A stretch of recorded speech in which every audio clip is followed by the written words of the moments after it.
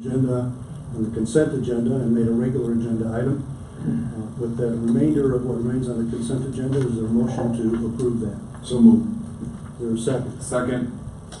Any discussion? All in favor say aye. Aye. Aye. Motion passes.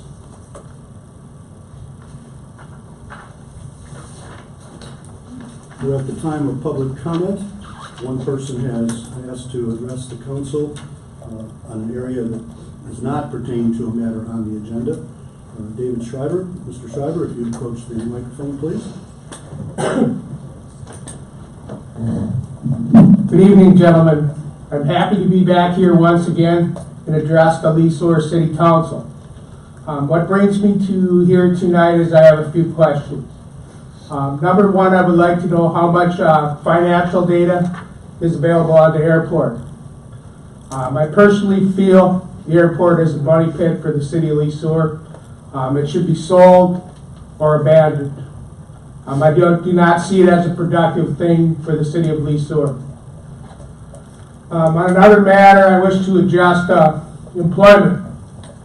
I'm wondering why whenever it comes to a new hire in most locations, they're taken from out of town. It is not the obligation of the city and the council to hire people that live in Sueur to help support the community. There are some people that work for the city of Sueur that don't even live in Sueur, so therefore they don't really support Sueur, do they? On another matter, I have talked with Mayor Jasper, Administrator Jasper, on my matter. I appreciate the time they took for my meeting. I have so not heard any more on that.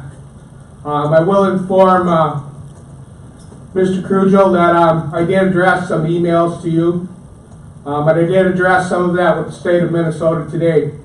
I have so been informed to contact another department. I will keep proceeding on that matter if my matter is not addressed. On another note, I wish to quickly touch base on the city nuisance ordinance.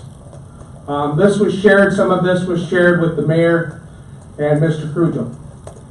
There are several people in Sueur that are in violation of the nuisance ordinance.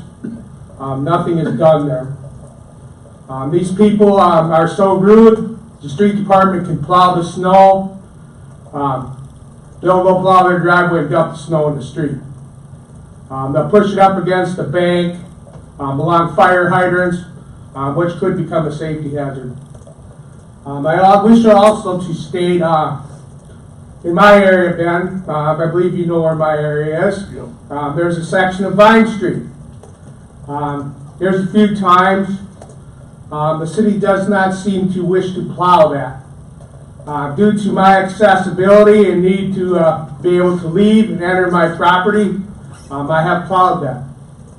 I have been told by a city person that I cannot plow it any longer. Plowing streets in the city of Sueur is not allowed. I have done a statute search and I have not come up with anything. I would be happy to reinvestigate that online though. If this is a city issue, I wish they would inform me, because there are several other people out there that are doing the same thing. Unfortunately, they do not do the quality of job that Mr. Schreiber does.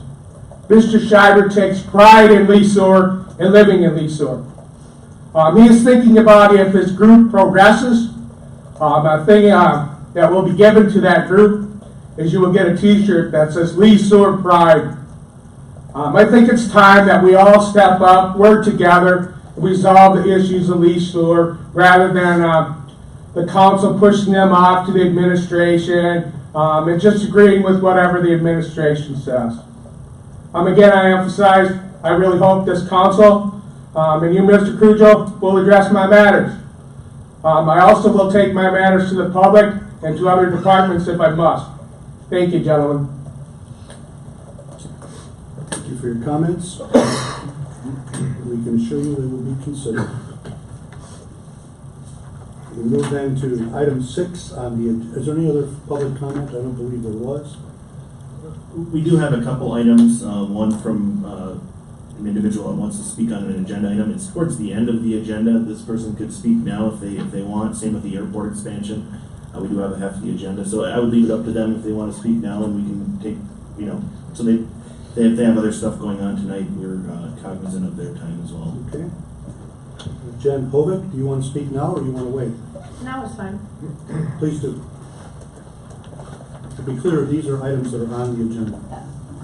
Hi, I'm Jen Hovick. I had seen that Youth Opportunities was coming up for discussion on the agenda tonight.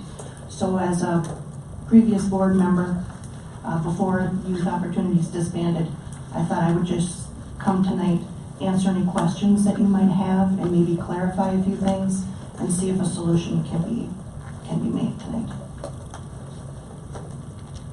I don't know if the council members have questions, so we're going to take this up later on the agenda. Does anybody have a question for her? Mr. Coryell, our city attorney. Jen, do you know if there's any plans on continuing the organization or if they're winding up their business affairs officially? It's officially been disbanded for almost a year. But yeah, not moving forward with it. And I just kind of wanted to clarify a little bit too with the finances. Like I said, I was on the board, but I don't know a lot about the finances, but I can share what I do know. I do know that a donation was made from the United Fund of Sueur in the amount of $2,750. That check was held on to by our director because Yo was in the process of disbanding and didn't want to use those funds if they weren't going to be needed. So it was held on to. A few months later, a bill from the city of Sueur came in for $4,500. So the director of Yo then deposited this check from the United Fund for $2,750, put in $1,800 of her own money to cover that bill of $4,500. However, the check from the United Fund did not go through because it was, I don't know all the terminology, but it stalled because it had been over 6 months. So those funds were not available. That brings us to today because then the check that was written to the city to cover the bill bounced because those funds were no longer available. So I just wanted to clarify what's kind of been going on and see if a solution could be made. How long was Youth Opportunities in operation, if you could share that with us? That I can't answer. I was on the board for about 2 years, but I know it's been. Can you give us just a real quick summary of what type of programs were in there? Yeah, Youth Opportunities was, and I'm saddened that it's no longer available, but it offered activities to the youth of Sueur and Henderson during the summer, primarily activities that they could be involved in over the summer, keep them out of trouble, keep them busy learning. It's kind of experiential learning, environmental learning, outdoors, that kind of thing. The clientele has changed over the years, let's say over the last 10 years or so, and I would say, don't quote me, but approximately 60% or higher of the participants of these activities needed scholarships to afford the activities, which are already free or low cost. So I think it's disappointing that we don't have those activities for the youth of our communities anymore. Gentlemen, anything else? Thank you very much. You're welcome.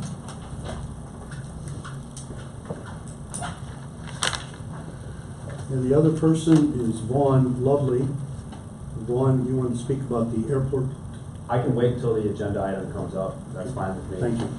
To be clear, so you know, that agenda item is only to ask for an estimate, a cost thing. Nothing will be expended based on that, just so it's clear. Sure. Okay. Let's move then to the Turnback project.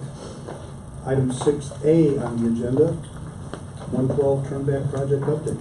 Mayor Hank, members of City Council, tonight we have Corey Beinfang here to give an update on the Trunk Highway 112 Turnback project. We've been meeting pretty regularly with the county and what we call the project management team to basically develop plans. This is a county project, just a reminder. It does go through our city here, so we have a lot of input. One thing that we might we could easily get into the weeds with is Main Street, and this isn't a Main Street opening of Main Street item. This is strictly just the corridor that is incorporated into the Trunk Highway 112. So at a future date, there will be a lot of discussion about the potential opening of Main Street. So with that, I'll turn it over to Corey. All right, good evening, council. My name is Corey Pang. I guess it would be the first time I address you, so I appreciate the opportunity tonight. As you are probably all aware, we're in a transition with Bolton and Mink for city engineer in Sueur. Owen is still with the company, but just pursuing some things closer to his home. And that opened up the opportunity for me to step in and represent Sueur. So it's my hometown. I'm pretty excited about that opportunity. What I'm before you, in front of you tonight is 112. We have, as Jasper mentioned, we've been on this project for about 2 years now, working through what we call the preliminary design phase, really establishing what are the limits of the project, working through typical sections, really what is it going to look like once it becomes a county road. We've reached what we call the completion of that preliminary design, and we're moving forward now in the final design. And just felt it'd be a good opportunity to address, where we stand, what the next year looks like as far as milestones, meetings, just that way you had an expectation and we're somewhat more informed. So some of the big outcomes of the preliminary design is relation to Main Street. We definitely pursued the opportunity to reopen that as part of this turn back. We'll be designing for a design that accommodates that reopening. We have approval from all parties that that is a possibility moving forward.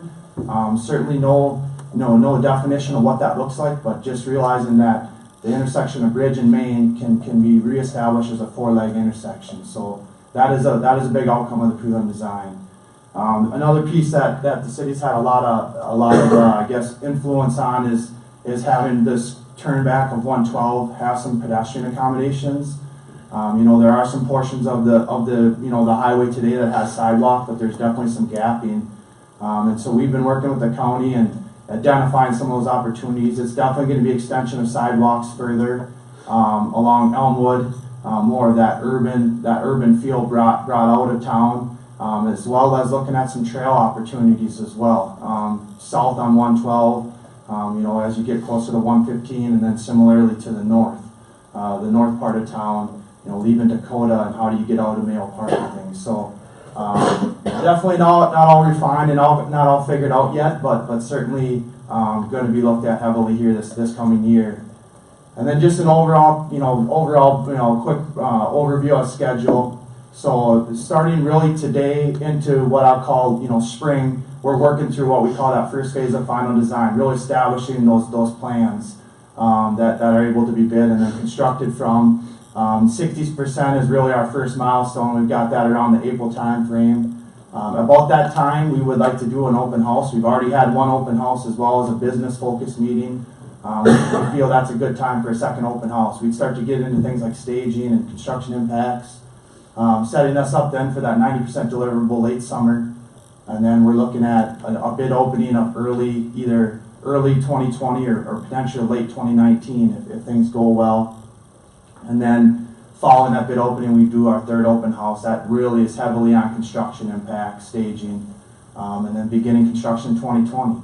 And without question, because of the length of the corridor, we're looking at a 2-year construction period here, completing then in 2021. So that's what I'd call what we're referring to as the Sueur portion of the turnback.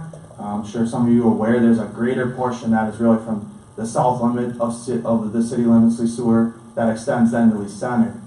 That's part of this overall turnback as well, and they're out for bids right now. That's a 2-year construction as well, and then that will bring basically from Lee Sueur to Lee Center. So the full turnback overall, I believe, is close to 15 miles. So I just wanted to, bring that to your attention, and then there will be some big city steps here as we progress. One of the logical ones is relating to the utilities, the infrastructure of the city, the sanitary and the water, as well as some of the storm sewer. Great opportunity with the county leading the way as far as the cost of the surfacing work to get that underground work upgraded and set for the next 30 to 50 years. So that will be looked at heavily. It's already started, but that will be refined.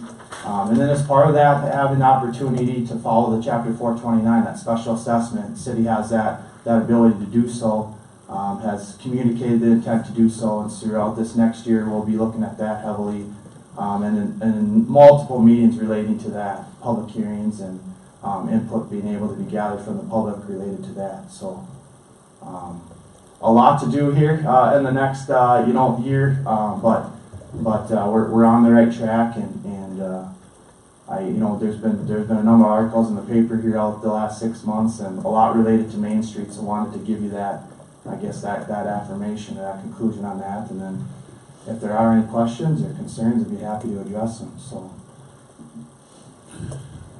If I may, if you have questions about the corridor is quite large. I do have a couple links. I don't think it would be helpful to pull out the actual maps.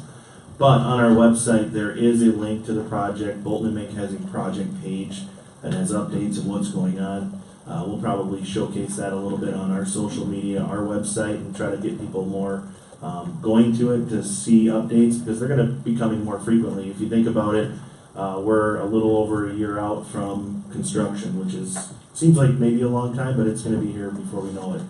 So, we're really going to push this website to make sure everybody knows what's going on. There will be a fair amount of public engagement, not only for the whole public, because this is a corridor of street that goes through town that affects everybody, but specifically following that 429 process for special assessments. In the near future, maybe next council meeting, you'll see we have a special assessment policy. You'll likely, just so that where everybody's on the page, you'll look at that and see if that fits with what the desire is of this council. So there'll be a lot of discussions about this moving forward. Really, if there's any questions that you have for Corey on the project, make sure you ask them now, or in the future you can send me an email and I can get those for you as well. I do have a question for you. The portion coming from the center to the city limits, we'll say here, will that be completed before they begin here, or will it be concurrent? How will that work? There'll be a 1-year overlap. So at least the plan as it lays right now is there's a portion closer to the center that requires some we call it surcharges, some settlement. It's through a wetland area, and that requires some time to achieve desirable construction condition. And so I believe the intent's going to be that they would focus on that initially, get that set up, and then the intent is they would actually come to the city limit of the Sueur and start them working north to south. So we're hoping while there's going to be a portion of 112 under construction concurrently in 2020, we're separated, being that we are planning, at least at this time, to probably address the north end of the Sueur, and then they would be working on the end closest to the center. So, that did get brought up, and we looked at that pretty closely. The condition of 112, I think everyone would argue, is in a condition that is warranting of attention. And so while in maybe a perfect world you want to have concurrent construction in the two projects, we feel that pushing 2020 off into be 2021, and then 2021 into 2022, just the condition of the road doesn't support it. So we're going to try to be as creative as we can, make sure we're not overlapping detour routes, and still proceed with our schedule, which would be a portion of both under construction next summer. And then will these matters of detours, for example, be presented at the open house? They will be, without question, yeah. Council members, any other questions? City Administrator? I do have one. Go ahead. So I know the actual portion of 112 once you head out of town is actually very small. Do you know chance that they're going to be actually widening the street? We are, yep. So we looked at that pretty thoroughly. That's the rural portion, the industrial area, we'll call it. Yeah, today it's two 12-foot lanes with a minimal gravel shoulder. The typical that we're proceeding with would be still maintaining the two 12-foot lanes, so a single lane in each direction. The current typical then accounts for a center dual left turn lane, as well as 8-foot shoulders. Okay. So pretty sizable widening on that south end, and I think the benefits of that and the safety benefits will be certainly shown. And then that similarly, that typical minus the center left turn, that's what's being continued out then into the real rural portion south of Lee Sueur is the similar typical today, very narrow, confined ditch sections, and so they are maintaining the roadway, but widening shoulders, 8-foot shoulders up there as well. So it's gonna feel like a much wider and easier passable road when this is all done, for sure. I'm gonna discretion here. Normally we don't have the audience participate. Mr. Schreiber, if you had one question. go I would ahead. just like, excuse me, but I'd just like to comment. Mr. Crugill mentioned he's gonna put all this stuff online to update people. There are a lot of people that do not do the online due to their age or disability, so therefore I feel there should be something put in the paper. Yeah, that is a good point. For the open houses that are open to the public, we will post those in the paper. You know, we'll notice them in the paper. But yeah, the website is our primary way to communicate. There are challenges to get everybody. So we're open to that, cost-effective ways of communication, figuring that out. Thank you. Thank you. Thank you very much.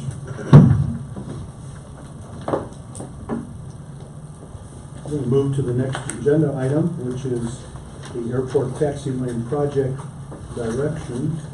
And I'll ask our city administrator to speak to that. Yeah, Mayor Hay, or Mayor Hay, saying that. President of Council Krogman, That's okay. members of the council. Believe me, the mayor's watching, so you're talking to him. Go ahead. Before you, this is something that we tabled a few or two meetings ago, just to gather some more information. In the meantime, we've talked about this at the retreat. We had gotten, I believe, 4 members on to the airport commission. We do have a couple of additional applications that we received but did not, one wasn't completed, the other one missed the deadline for the packet. So at the next meeting, there's a potential that we could have a full airport commission, which is great.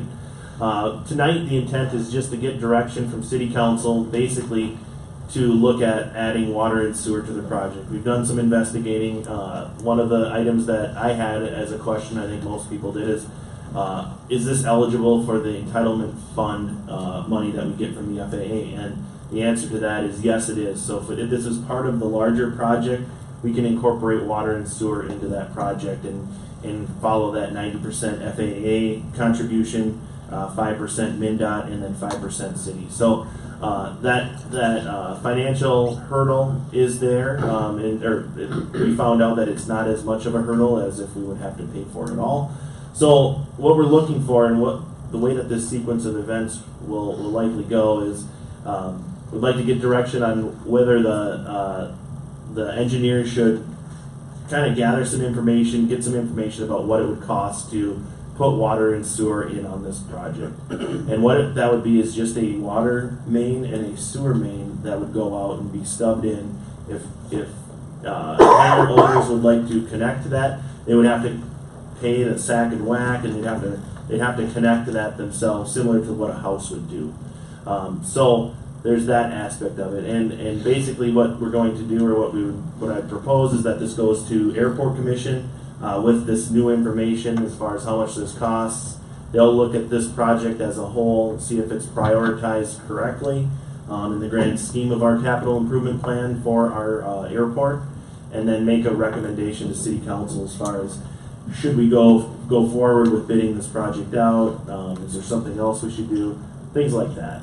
So really it's just starting this process kind of over and looking for direction on if City Council feels we should at least gather that information about water and sewer so the Airport Commission can use that to make a recommendation to City Council. So with that, I'll entertain any questions anybody may have. Council members, first we'll ask for you, and I'll ask Mr. Lovely to come to the podium. Any questions for our city administrator? We'll see him. Johnny? Excuse me, Mr. Fabulous. Jasper, have we had any discussions with FAA on the project at all? About what we're looking at? I believe Silas has reached out to make sure that the entitlement dollars can be used in fact for this. To be clear, Silas is our Yeah. consultant who works for Bolton and Lake. Anything else, gentlemen? Mr. Lovell. Members of the council, thank you for having me back. I promise to make this go around shorter than I did on my previous one. I'm actually disappointed Mr. Schreiber left because I kind of wanted to squash some of his rhetoric that he put out there. If I'm not mistaken, as of the spring of 2018, the airport was profitable, according to the airport manager, and that was a matter of public record at the last airport commission meeting. The airport is home to one of the premier helicopter maintenance and training facilities in the United States, which is a perfect segue to the rest of my points here and why I would like the council to vote yes on proceeding with the sewer and water plans or the exploring of. Sueur is having a hard time as it is getting new hangars erected by private owners at this point, and the thought that Sueur is going to be able to get fixed base operation as it stands in the offerings that Sueur makes currently, it's not going to happen. Take Faribault, for example. Faribault's airport is the same distance from a driving perspective as it is to the Twin Cities. Faribault is outside of the Mode C ring. For those of you who don't know what a Mode C ring, Mode C is a radius essentially that's established, or a barrier that's established in a diameter around Class B airspace, essentially the Minneapolis-St. Paul International Airport. And if your airplane resides within that Mode C ring, if you have an electrical system in your airplane, you have to be equipped with special stuff in your airplane at an additional cost. Sueur and Faribault are both outside of that Mode C ring. Faribault offers sewer and water. Faribault offers telecommunications capabilities. And Faribault has one of the premier antique aircraft restoration facilities on the planet, let alone the United States. That restoration facility moved from Owatonna, one of those reasons being Owatonna did not offer sewer and water to their fixed base operation. You guys have had three, in the matter of the airport in Sueur, you guys have had 3 new hangars erected by private owners in the last 15 years. And there are current lots available. We are all for airport expansion and the addition of more taxiways and more hangars on the airport, but I think that we're putting the cart before the horse here, because just building new taxiways is not necessarily going to bring new owners. People want 2019 amenities, and it's 2019. So I think if you put sewer and water in, not only does it appease the wants and needs of your current financial base at the airport, but it is more likely to draw new consumers than as per previous. So that's all I've got. Thank you. Let me simply say, which you already know, I happen to chair the airport commission. So when that commission meets, we'll want to make sure that you'll be aware of it, and we'd like to hear your voices. Not just you, but obviously you represent many of them, and we'll want to know what your thoughts are. Thank you very much. Thank you. Okay. Mr. Fallon? I know that we're talking about sewer and water, but it brings us another point too, and that is high-speed internet. I know that on that side of the road, we've got both Consolidated and Jaguar, both as fiber optic. What goes to the main facility there now? That is Jaguar. Okay, so you've got a terminal there to be able to pull off of to intersect, to go, as long as you're putting in utilities, to be able to hit the rest of them still. Yes, potentially, yep. Members of the council, the issue before you is, should we have the staff explore engineering services being secured so the project can go out for bid? In other words, basically getting information at this point. So I would think that the motion would be that we direct, that the staff be directed to work with engineering to add the matter of water and sewer to cost estimates. So moved. I'll second that. Do you have comments? I believe our. In absence of Mr. Farmer tonight, he did have just one request, and it's just more of an underlying clarifier. So It is, the sanitary and sewer water are eligible and they're part of a greater airport or taxiway improvement project.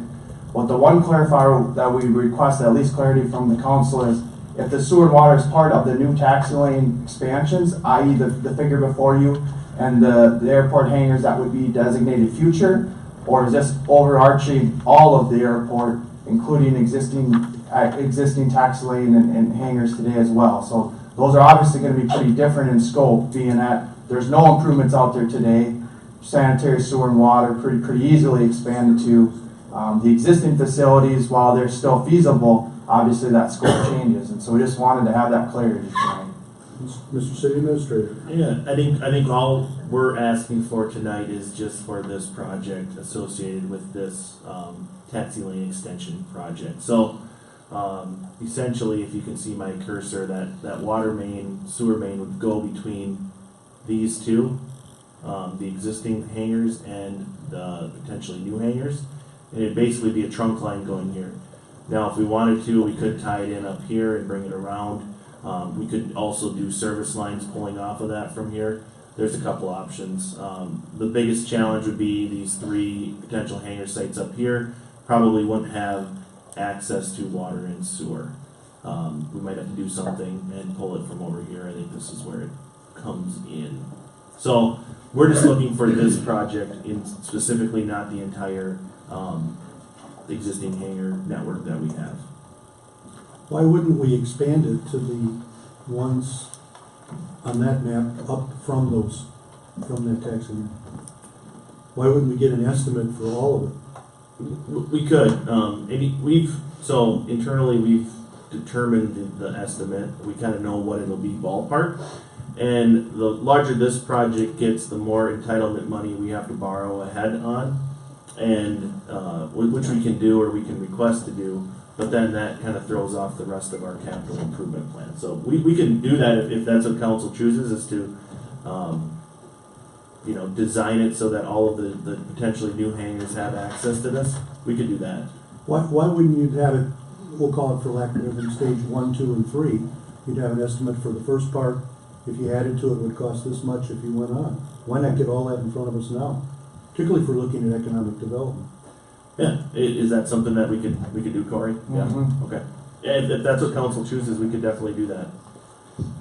Let's think back on our motion. It was basically to secure engineering services. We would want what then? Mr. Mayor? Councilmember Sullivan, help me out. I guess I'd amend my motion then to include the options of covering the other potential hangars with the water and sewer. Am I wording that correctly? I think that's clear enough. Who had the second to the motion, please? I second that. Did you have it before? Okay, thank you. All right, we have a clarification on that motion. Is that clear to everyone? Hope so. Any discussion on the motion? We've had the motion in a second. Let's vote. All in favor say aye, please. Aye. Opposed, same sign. Motion passes unanimously. Thank you.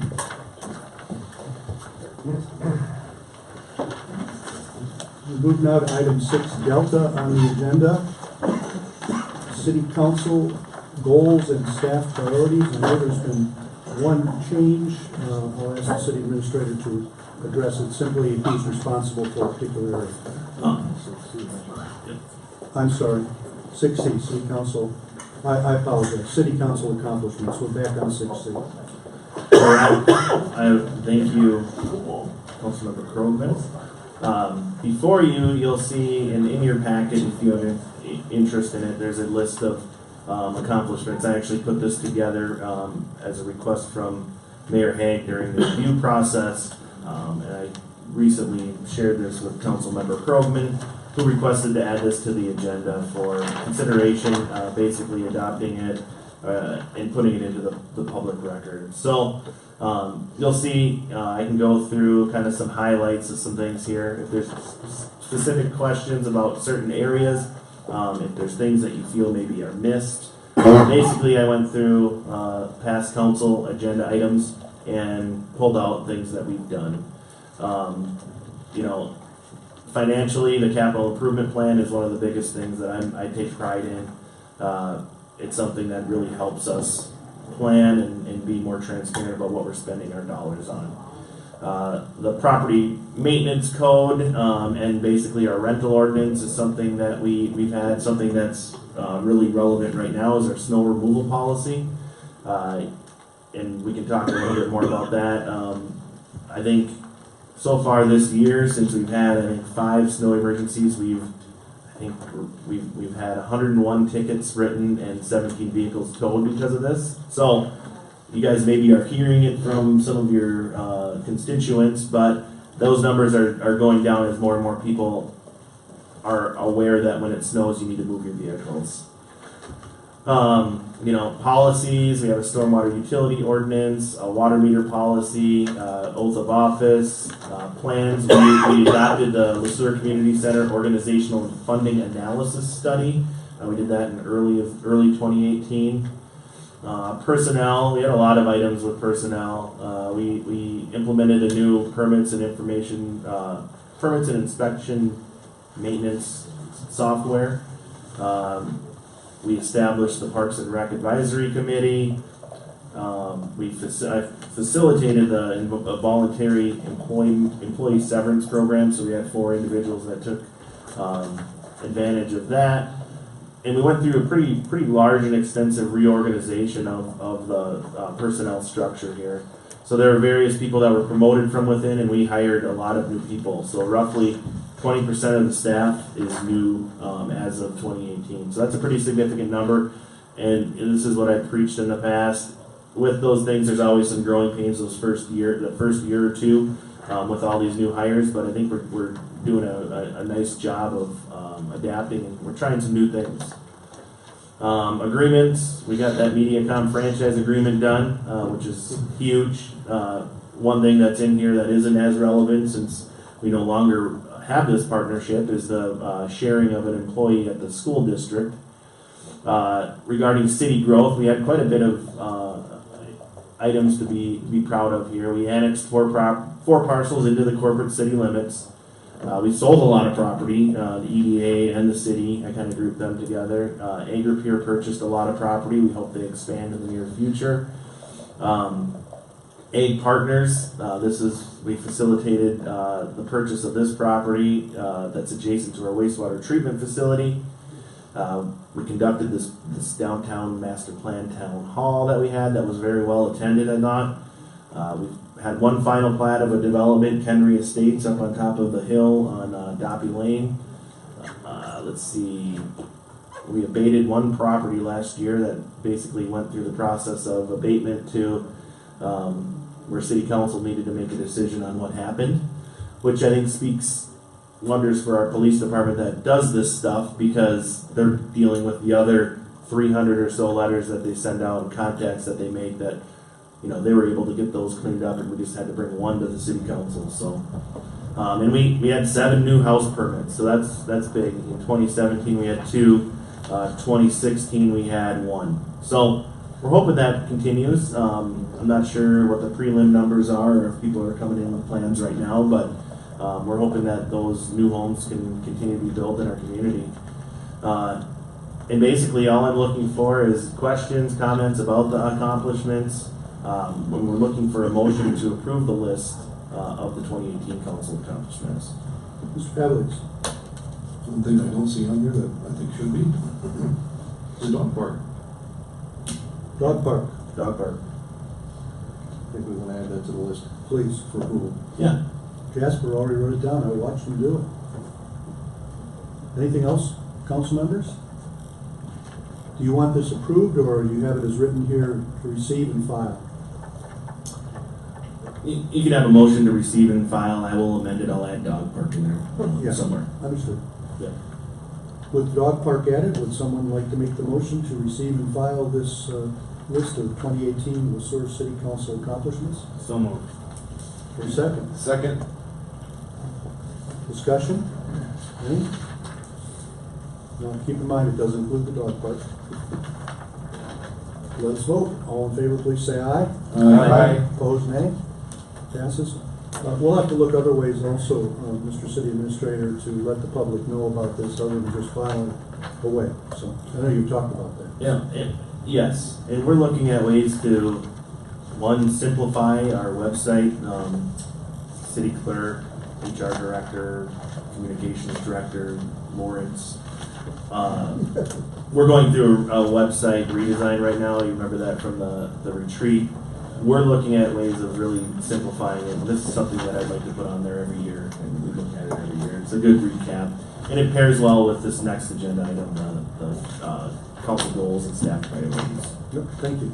Let's move to that. Now we're on 6 Delta, 6D.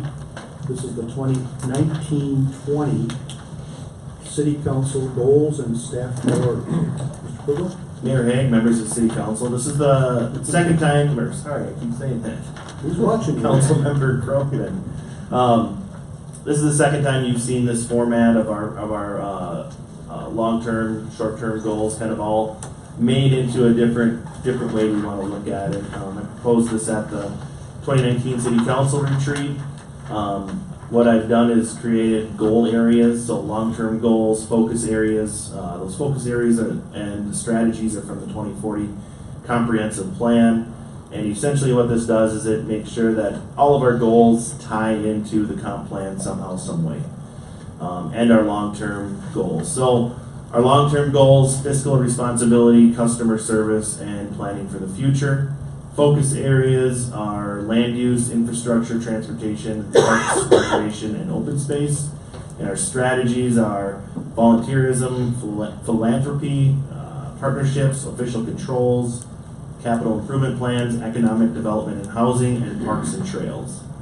So with that, I'll kind of just look at these goals. I'll go through each one. One thing that I have changed, I added goal numbers to these to just be easier to reference in the future. I've also put what I believe is the board lead on here, and then the staff lead. And on goal number 7, I believe I made the change on this one.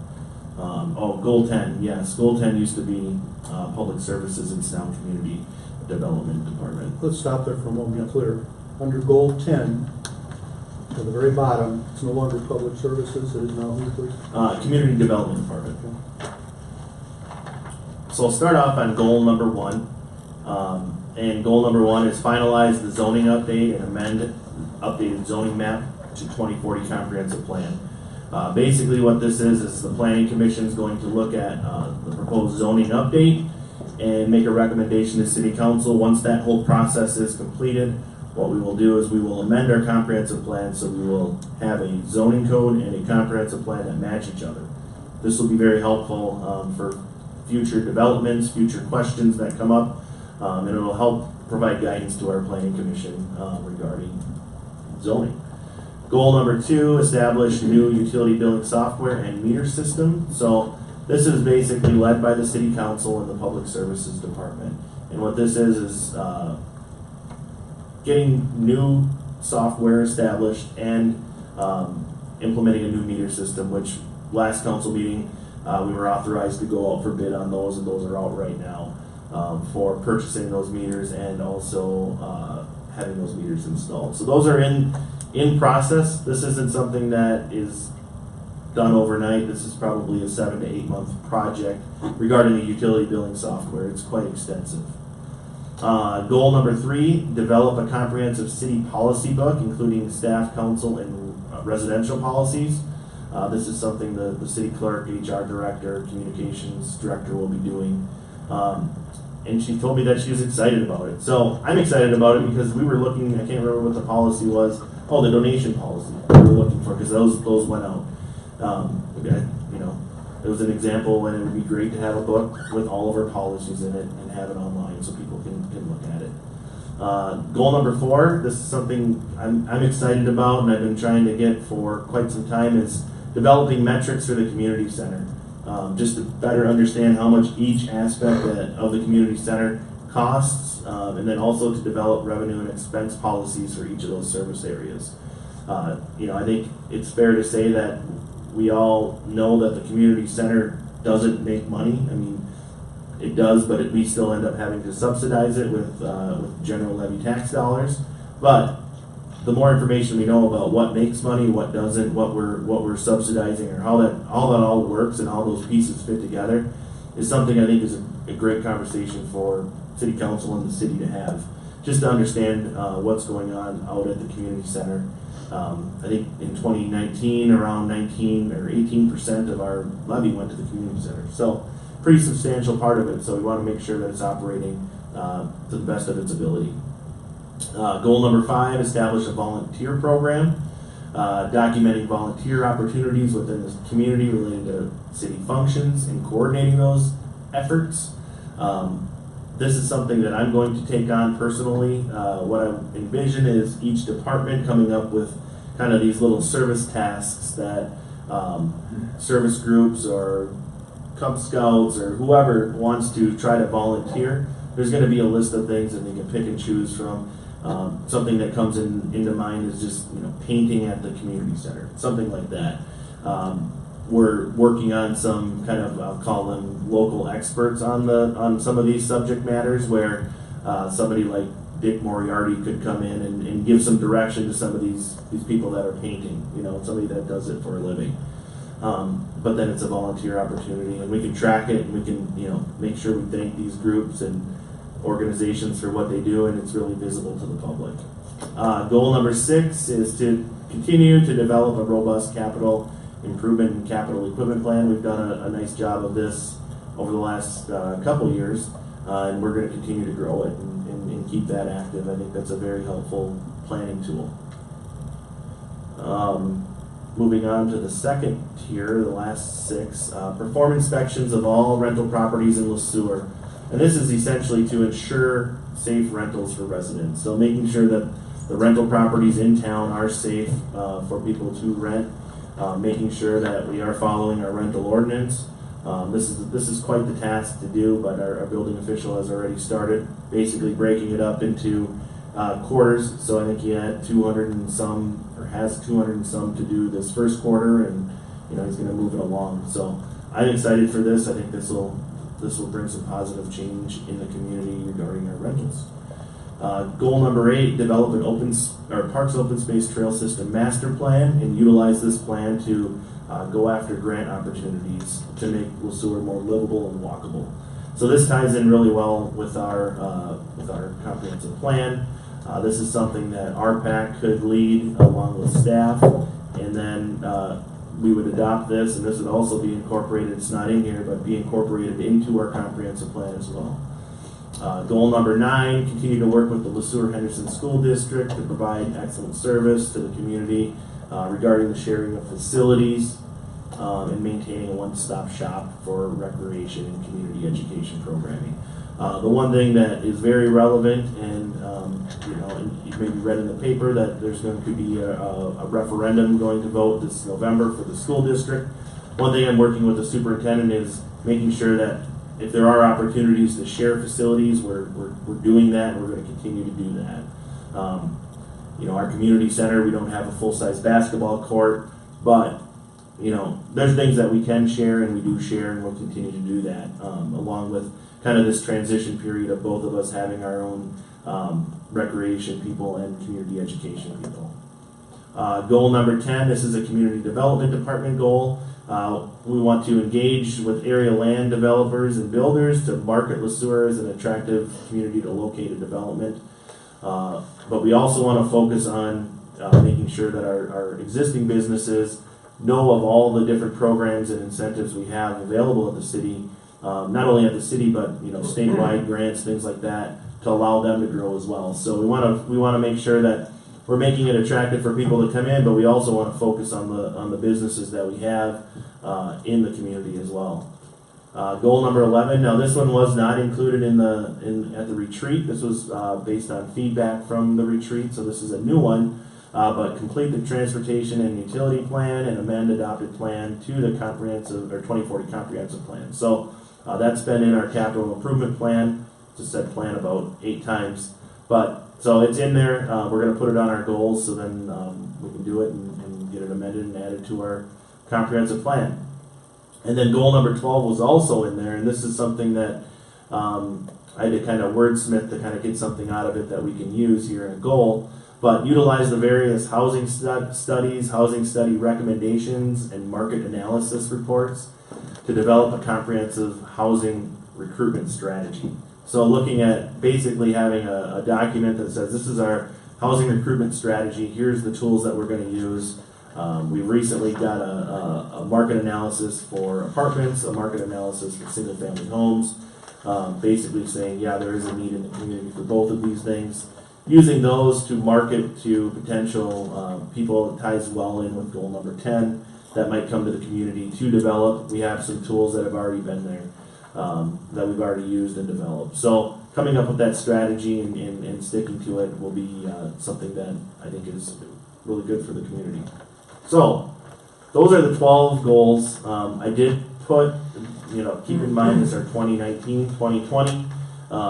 There's a good chance we can get through all of these in 2019, but there's a chance that there might be some hiccups in some of them too that are unforeseen. So basically, this is a 2-year deal, and we'll kind of piggyback our next goal setting session for 2020 using the feedback on here. Really what I'm looking for is for you guys to provide feedback. We have talked about this a little bit. If applicable, you guys could adopt these goals tonight. We can start marketing it, putting it on the website. The idea is that everybody gets these goals. They're looking at them pretty much every time they're here. If there's something that you want refined, added, things like that, we can definitely take that feedback, come back on the 25th of February and look for adopting it at that time. But basically, if you guys feel comfortable to adopt this, we're looking for a motion basically to adopt these goals and staff priorities. So with that, I'll entertain any questions. Let me also comment, we of course talked about these, as is evident by goals 11 and 12, which were added after the retreat. So we have had a process so far. Also, we would want to keep these in front of us as a council as we proceed. So periodically we'll review these to make sure that we're doing them, not just that they're on paper, in our drawer, in a notebook, whatever. We'll use this as a guide, a map, if you will, throughout the year. Does anybody want to add anything to this at this point? Or if not, we can go ahead and have a motion to adopt the 2019-20 City Council goals and staff priorities. But if someone wants to add to it, we can. We can at least talk about it. I think they're very attainable goals, so I think we ought to move forward with it tonight. Okay. Anybody else have a comment? Then it looks like we're ready to have a motion, perhaps either to table this until the next meeting or to have them approved this evening. Somebody want to speak? Go ahead. Press your button and go. Motion so moved that we move forward with these goals. Okay, that we approve the 2019-20 City Council goals and staff priorities. Is there a second? There is a second. Any discussion? Let us then take the vote. All in favor, please say aye. Aye. Opposed, nay. Motion passes unanimously. Thank you. Thanks to our staff for working on this, and to our city administrator. This takes us to item 6, Echo, the cemetery request. I'm going to turn this over to the city administrator and I believe the city attorney. Councilmember Krogman, we have a continuation of a meeting that occurred, I believe, 2 meetings ago in January. I believe the first official regular meeting we had in January, about a request to provide snow removal services in our cemeteries in town. There's 3 of them, and then also provide tree trimming services. Now, these things were happening. They've happened for what I've understood 50 years potentially. So this is something that is new, and for me, the way that I'm handling these requests, and you've seen this before with some other things that have come up. If there's something that's happening that isn't necessarily budgeted or approved in the budget for city council, I bring it to council for approval to make sure that this isn't something that we don't want to be doing. So at the meeting that was on, I believe the 12th of January, input was given and direction was given to the city attorney to look into this. That memo has been attached here for your review. And I'll just leave it at that. Basically, all I'm looking for is direction from City Council on how to proceed. We do have legal counsel here as well, if we want to answer any or ask any questions to them, and we'll go from there. Mr. Coryell. Thank you. Council President? Yes. Correct. I provided the memorandum. I was asked to write it by February 5th, just kind of summarizing what I think the situation is from the information I've gathered in speaking with Mr. Krugel as well as Mr. Colden, who sent the original request in. And I did speak with Mr. Colden about some of these issues leading up to this meeting as well as Mr. Krugel. I don't have anything to add to the memorandum. You know, when you analyze a city's ability to do something, in general terms, you look for the authority granted to the municipality by either state statute or in the case of a charter city such as the Sueur City Charter. And frankly, what I've come to believe after doing some research on it is there isn't really any authority out there that exists that grants the city the statutory or charter authority to plow private property. And that's what this basically amounts to. So if you have specific questions regarding the memorandum, if Mr. Cole wants to ask any questions or address the council or myself about the memorandum, I'm happy to answer those questions. Otherwise, the memorandum, I think, speaks for itself. Thank you. Council members, do you have any comments, questions at this point?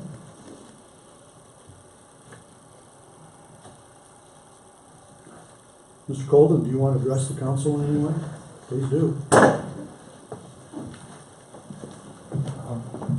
Thank you. I guess I don't have too much to say. I understand completely where Mr. Coryell is coming from on his legal expertise. I think the rules that he referred to have been in place for 50 years or more probably. I mean, they've been a long time being there and they just haven't been upheld. And with the new city, with the change of administration and the street person, this is how this thing came about. When I knew that Mr. Sonnell wasn't doing the street work anymore, I was proactive to find out who my contact would be for plowing. And I'm not talking about just for me here. I'm talking about any funeral home that needs cemeteries plowed. And I'm part of the funeral home here, but I'm part of the cemetery board too. And there's two other cemeteries in the town besides the one.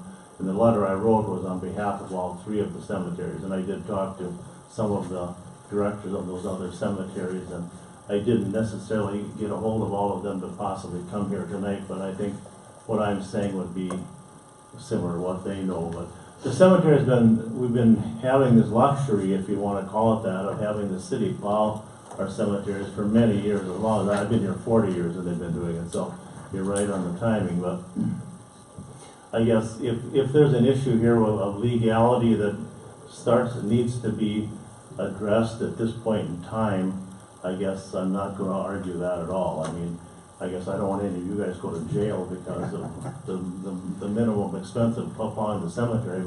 And I think when I've talked to many of the constituents of the city, I've said that there's a chance the city will not be plowing the cemeteries anymore. They just can't understand it at all. But I understand the legal part. But I think we've been bridging the law here for maybe quite a few years in the past. But I guess I'd have a recommendation that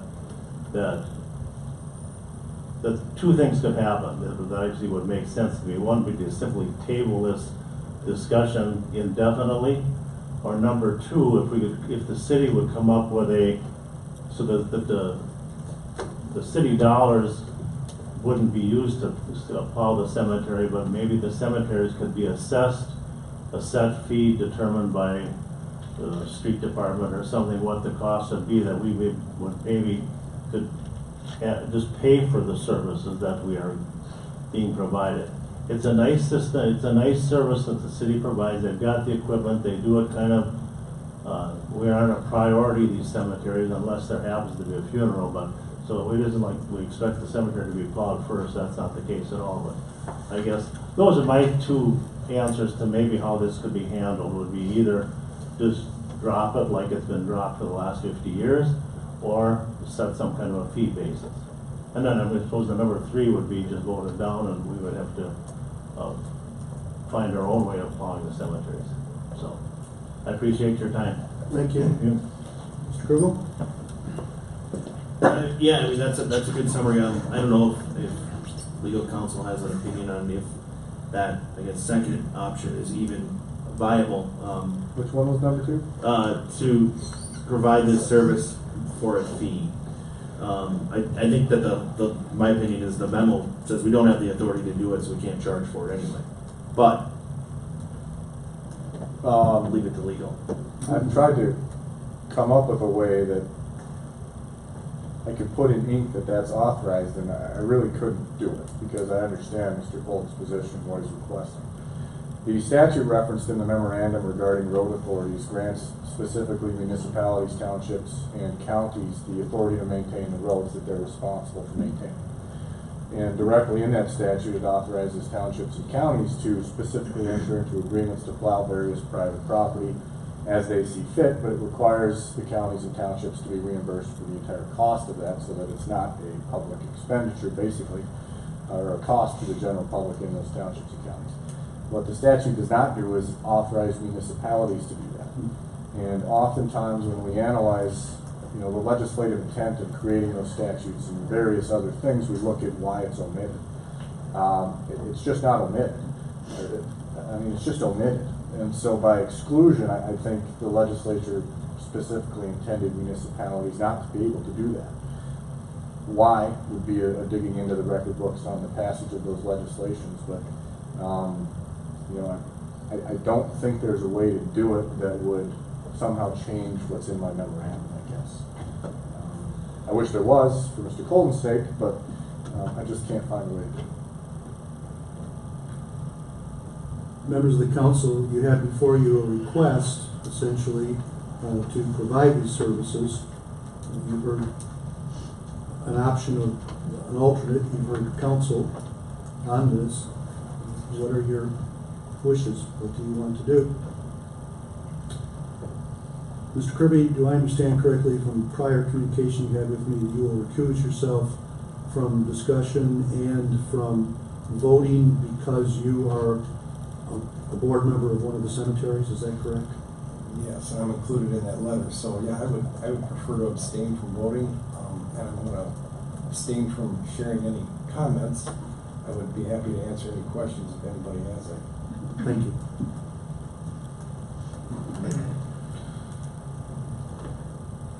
We run into an issue with liability. Correct. This all stems down to liability on the city side.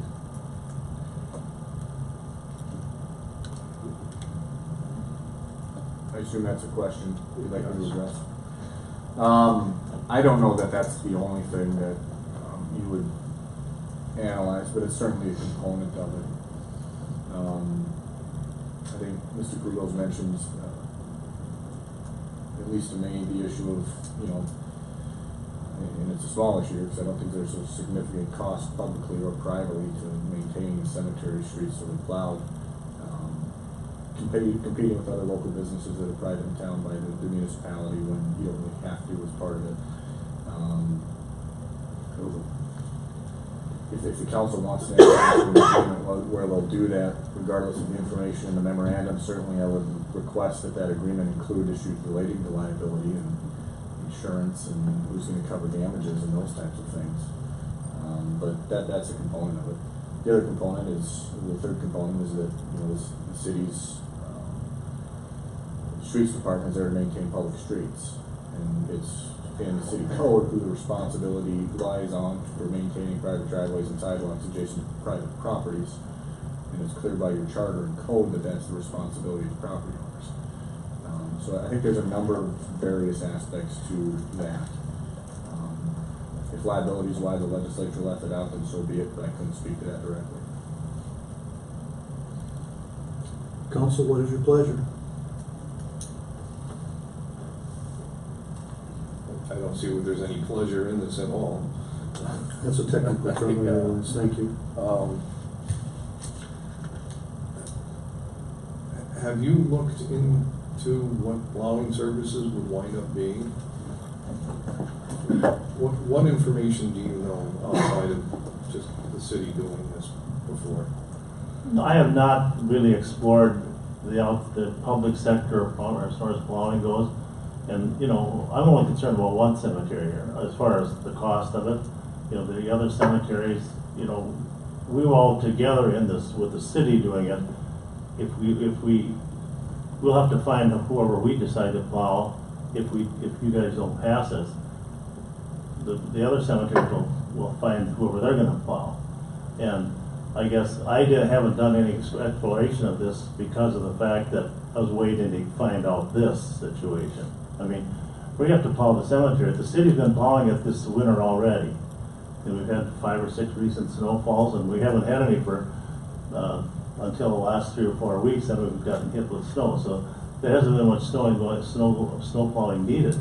And but depending on how the vote is, that would be our problem to find the cemetery. We made it clear that, you know, potentially the private sector would get involved in this. But I'm just suggesting that I would just as soon not go that route if we didn't have to, just because of when we get the big snows in there, some guy with a little pickup maybe can't get that job done because it gets blown in, and the cities have, they've done it for 40 or 50 years. We haven't had a liability issue ever that I'm aware of.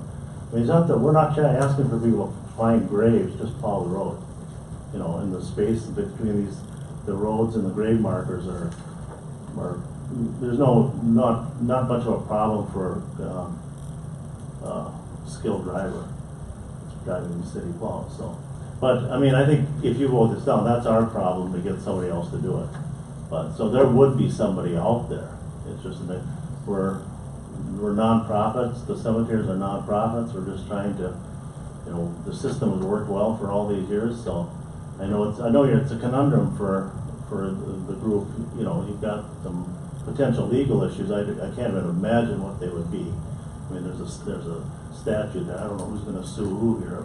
If all of a sudden somebody decided you were doing wrong, I don't know who's going to get in trouble. But I mean, I can see the statute, whatever it is. I understand that part. So I guess I just gave the offers that I suggested. So whatever you guys do, I'm not going to make a big deal out of it. I just think there's a common sense issue here. Thank you, Carol. I'm sorry, go ahead. And members of the council, one thing that just occurred to me is, so, and I brought this up earlier, we have this donation program out right now that's available to nonprofits. It could be something that the cemetery could go after to apply for.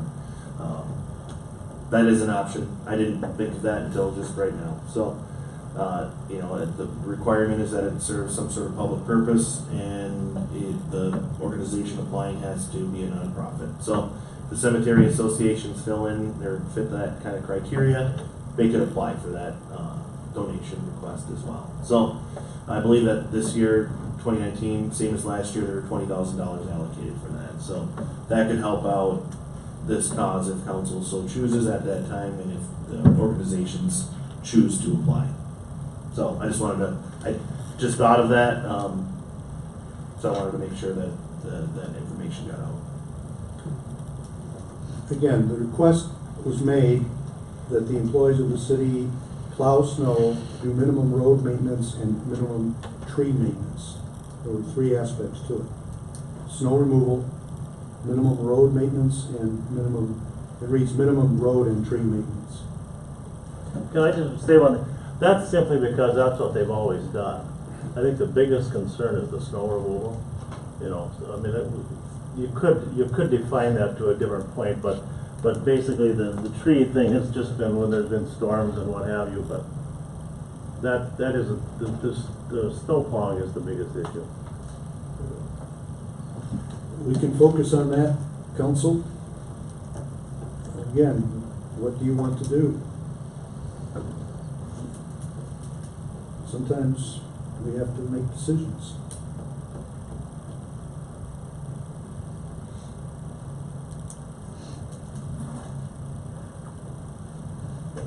Would there be an option to, as I indicated, possibly to table it?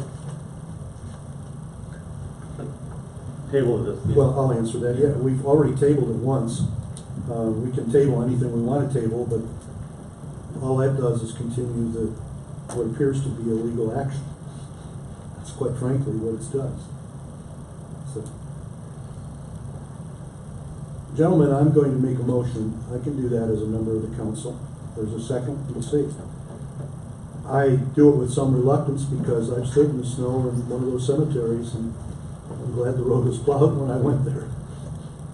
Okay, but I think the motion would be that we deny the request that the city provide snow plowing services for the 3 cemetery associations.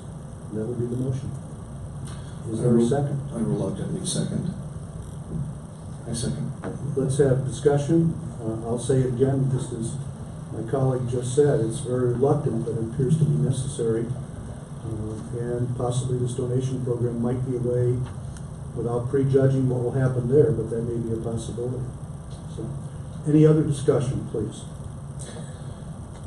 When I say reluctantly, please understand, and for everybody that's out there, it's our job as council to do what's within the law with public funds and public utilities, public equipment. We don't own that. It's owned by the public, and it's not right for us to designate that to be used on private property. And I have to go on what our legal counsel says with that, because we do have to answer for that.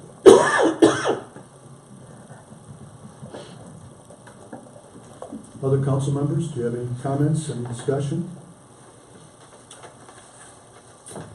It appears we're ready to vote. We have the motion before you that we deny the request for the snow plowing service being provided by the city. We're going to go slowly on this so we make sure we understand who's saying what. But all in favor of that motion, please say aye. Aye. Aye. Aye. The motion passes. And we have one abstention, correct? One abstention, yes. If that would be noted, please. Thank you. Thank you. Mr. Colden, thank you for all your efforts, and to the city attorney also, and to both of you for working together. Very difficult issue. And so, we're going to have to move on. Thank you. Yep, no problem. I'm going to move to items, well, it's getting smaller letters every day. 6 Foxtrot, is that correct? That is correct. Okay. Personnel actions. Gentlemen, you have a letter provided to you this evening by the city administrator. Council President Krogman, members of the council. Before you, I did hand out, the city clerk hand out, the candidate who I'm recommending for the finance director position, their cover letter and their resume, so you can take a look at this while I kind of go over a few things. So I'll go over a little bit about the process. So we only received 7 applicants, which was expected. This is a tough position to fill. It's a high demand, and really the qualifications are hard to come by. So out of those 7, we interviewed 3, and the candidate, if you haven't figured it out already, is Zach Dowd. He is our current finance director, consulting finance director. He scored the highest on the initial application and on the interview scoring. So we go through the applications when we get them initially, and we score them, and that's how we pick the top 3, or the top candidates that come in to get interviewed. And then during the interview process, the interview panel consisted of what I'll call the leadership team, which is Bruce Kelly, Stacy Lawrence, Samantha DiMaggio, Rich Kuchera, and myself. So we had 5 individuals in there. We interviewed the 3 people, and Zach came out on top of that scoring as well. As a reminder, this is a grade 17 position, so you can see the salary scale, basically $85,000 to $105,000. In the candidate profile, I think a lot of most people have had interactions with Zach. So council is very familiar with them. Staff is very familiar with him as well, and he's educated and experienced in municipal finance. He knows more about this than most people that have been in it for quite some time. I've experienced. So he's a very good catch. So there's a couple other moving parts with this. So considerations that we have. We currently have an agreement with AEM Financial Services for this. It requires a 60 days of notice that we want to end the agreement. In the contract, there's also a clause in there that makes a claim to a fee for hiring an AEM employee. So this is kind of what you can consider a headhunter fee, and this is half of what the contract amount is. So with this, that's kind of why this was slated to go to council the last time. I've been in negotiations with the AEM team on this because we want to make sure that we maintain a healthy relationship with them. They provide us services that we need. There are other vendors out there, but I also, don't want to burn bridges, and we entered into a contract with them for this. So there's a couple things to consider here. So basically, I engaged AEM, their principal, in this conversation that we had. What we came up with is that the 60-day notice would start on March 11th, so that would be when Zach would start, and the city we would pay the contract through June of 2019. So basically, that 60 days would get us to basically the middle of May, and then we pay basically a month and a half without in-house service provided. Now that was kind of a sticking point because I don't just want to have them pay something for nothing. So what basically we'll get during that period of time that they're not providing those services is remote support. What that means is that we'll have access, Zach will have access to any of the forms, templates, things like that AEM has. They're proprietary to them during that transition period. They will provide in-house service until March 11th is what it would be. But basically the way you have to look at it and the way it's broken down is that there'd be 1.5 months. We'd have a finance director in-house starting March 11th, but we would technically pay that contract through June of 2019. Now that's obviously less than the 6 months notice or 6 months salary, but it's something that we need to talk about and be clear about as well before we move along. So basically, the AEM would provide in-house personnel until March 8th. Parties will part ways cordially. There won't be any future legal issues with this. We're looking forward to working hopefully with Zach as well as AEM in the near future. So we'll talk about each of these things individually because there's actually 2 motions we would need for this. The offer that was negotiated based on what Zach's current pay is and where he's at professionally would be a grade 17, step 4. One thing I'll note that, personnel-wise, I'm authorized as the administrator to make offers up to grade 5.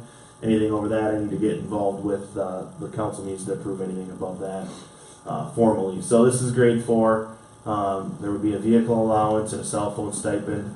He's requested 40 hours of PTO balance, and then accrual at 9 years of service, which is 208 hours annually.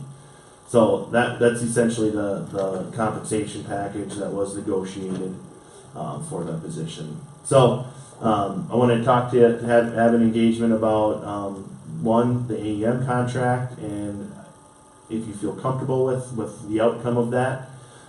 If not, I can go back, but there's a likelihood that we're where we're at because of the way that we've negotiated already. I don't think there's any wiggle room.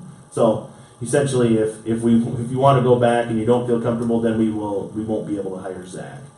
So we would need a motion directing staff to end the agreement for financial services with AEM effective March 11th, and basically paying those services through June of 2019. If that goes forward, then there would be a motion approving the hire of Zach Dowd as the finance director. So those 2 subsequent things. So with that, I'll entertain any questions. I know you guys are familiar with Zach. The contract item is something I think we need to focus some time on. I have a question. Why would a finance director need a vehicle allowance? To go from here to the wastewater facility and back? I mean, why would he need a vehicle allowance? Yeah, so there's a lot of trainings and there's things all around the state that people travel to. It's more of a convenience thing where your directors aren't tracking their mileage. Basically, almost all directors have vehicle allowance right now. So it's standard. It's just if you don't feel comfortable with it, I can discuss that as well. But that's the gist of it.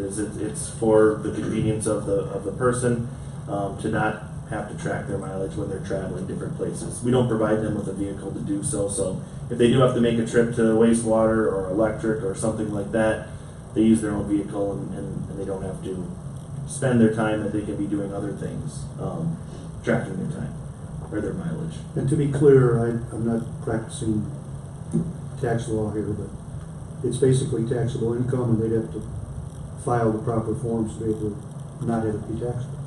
Correct, it is, and when it's treated as income, so it's a stipend. So you get taxed on it. You pay para, you pay Social Security for that thing, for that item. Do we pay para on top of that then? Our portion? Yeah, we do. Yes, yep. So ours is 7.5. I believe it's 7.5 this year. Yeah, 7.5 and 6.5.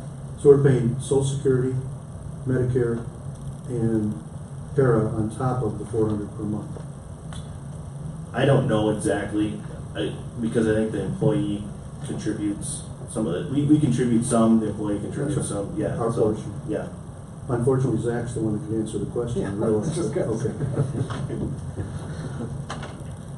Hey Jasper, can you reiterate again real quickly some of the advantage to having a director right here in-house and kind of explain some of the pros to having? Yeah, definitely. So, finance director is something that we talked about quite a bit, but there's some basic deals that are going on. Right now, our contract with AEM is for $80,000 a year, and we get the finance director for 1 day a week.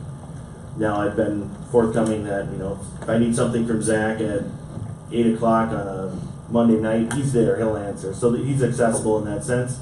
But going from what we have right now to 5 days a week is something that, the difference between the total compensation package, which I think I did the math, is like $118,000 with that, 80 to 118, you get 4 extra days, potentially, plus, everything else that comes with it. We have, in our audits, we've had segregation of duty findings, verbal warnings.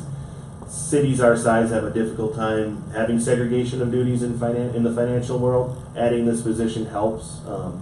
We had our preliminary audit discussions last week, and I brought it up, and they knew that I was bringing this up to council today.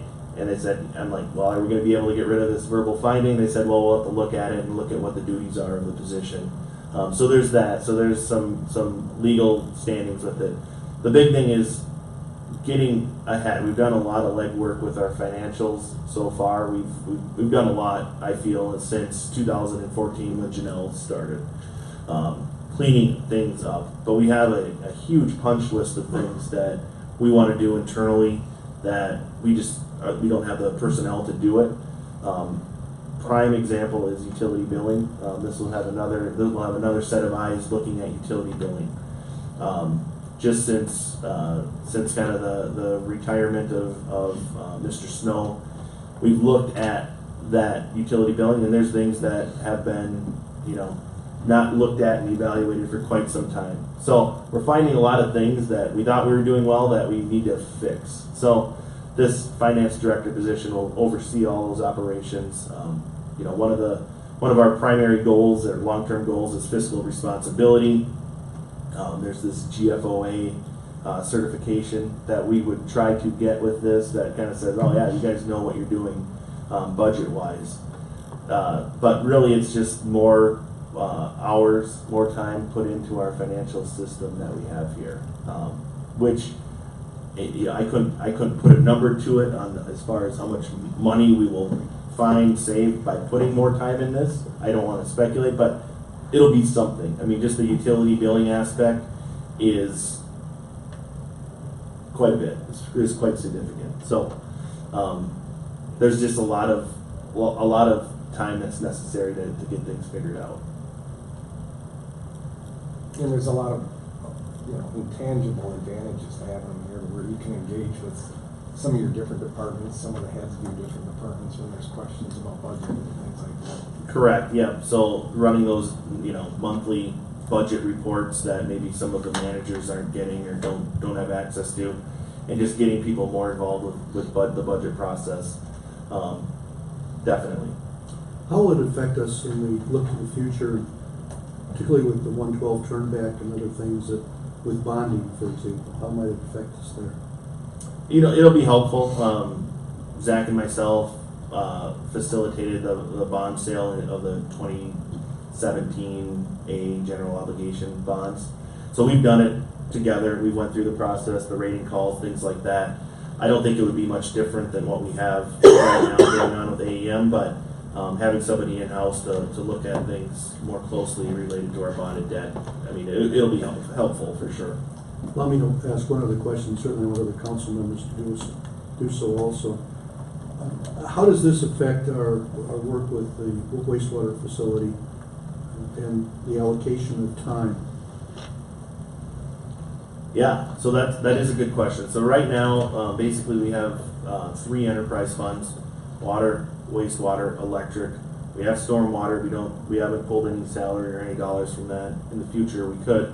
But then we have the general fund in general. So right now the way the finance director position is split up as far as allocations go, in 2019 it's basically 75% enterprise funds, 25% general fund. That's changed. 2018 it was, I believe, 50-50 roughly. And we did an analysis of what's actually going on and what Zach has been working on. And the majority of the work is related to utility billing, accounts receivable, accounts payable, and those things are all heavily related to enterprise funds more so than general fund. So we felt we could justify that transition from 50-50 to 75-25. Does that answer your question? Yes. Okay. Council members, please. Anybody?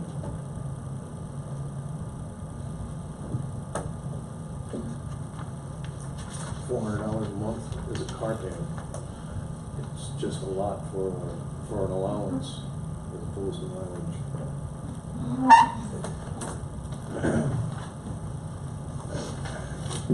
He's negotiated a great package for himself, and that's a lot of money. And the cell phone, is it his own cell phone?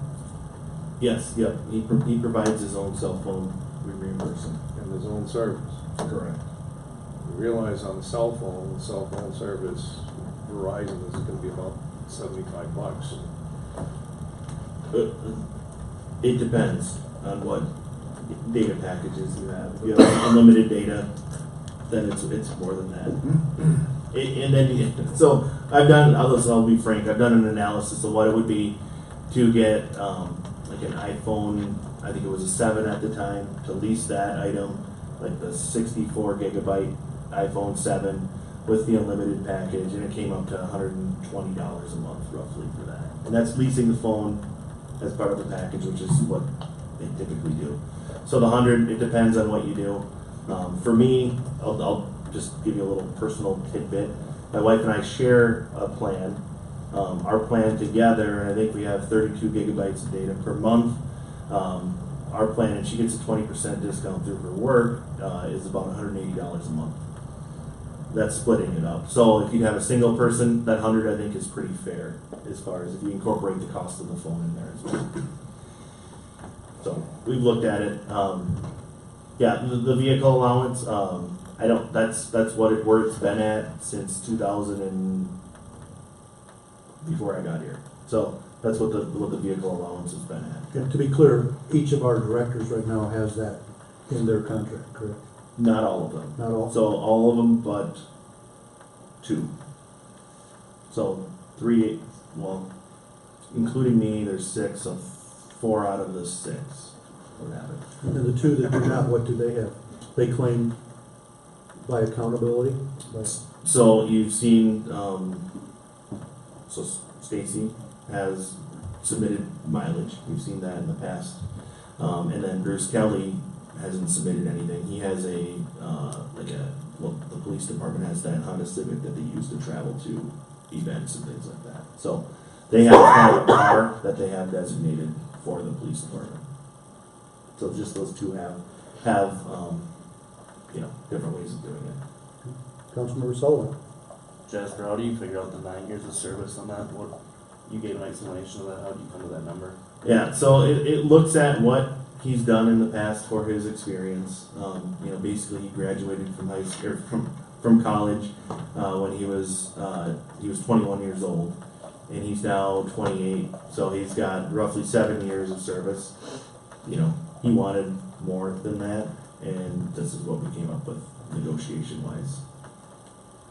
The only reason I asked that question is it looks like his first position was started in January 2014. That would be, in my mind, 5 years of service. Yeah. That, I don't have his resume, but yeah, that could be. So this is another negotiated item as well. I guess I'm with Councilmember Favely, said I think those numbers seem high, and then we're adding on 4 years of service. I think that could have been negotiated a little bit better on our end. Okay. Don't get me wrong, I value Zach and I like Zach, and he does a great job for us. It just seems like a heck of a package from somebody who's got 5 years of. No, it is. There's no doubt about it. I mean, when I'm doing these things, I take into account the market that's out there. I mean, it's really, I'll be frank, it's either this or we continue contracting, because I don't think we'll ever get a candidate for finance director that knows what they're doing, that wants to come down to Sueur. So I think this is kind of a rare opportunity, and I've kind of, in the back of my mind, thought about this. I just look at what the candidate pool was that we had. I mean, they had experience, they just didn't have municipal experience. That's very hard to find. So it is a little bit more unique than, you know, one for one what they have. And I think, you know, when they're negotiating these things, they know that. So if that helps at all. I think we've all gotten to know Zach. You guys know him better than I do, but from what I've seen of Zach, he's quite competent. He does very well on his feet, and he comes prepared all the time. And my feeling is, Jasper, if you're comfortable with him, if you trust him like I think everybody here does, I think I would like to make a motion. We move ahead with this. Okay, let's be clear. We have two possible motions, and to be very clear, they're related. If we start terminating the contract, we better have the other one in line. Okay, so we probably almost want to take it in reverse order. Mr. Krugel, what do you think? Or both together, it's up to you. Sure. I mean, if they're both going to happen, they're both going to happen, I think. If one isn't going to happen, vote on that one first. Well, if somebody wants to change the terms, for example, there's a compensation issue, resolve that first and make it contingent that if it's accepted with the change, then we notify AEM. We don't want to be notifying AEM if we're not going to do it. Correct. You know, you could go about it, approving the hiring of Zach Dowd as the finance director as the first motion. Then we have our finance director in place, and then direct staff to end the agreement for financial services. You could go about it in that manner if that's what council chooses.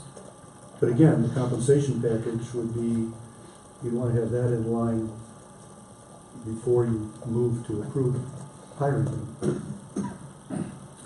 Council, what do you think? I have one more question, Jasper. Yeah. PTO balance, is this the same as the last one where the 40 hours is in addition to 208 the first year?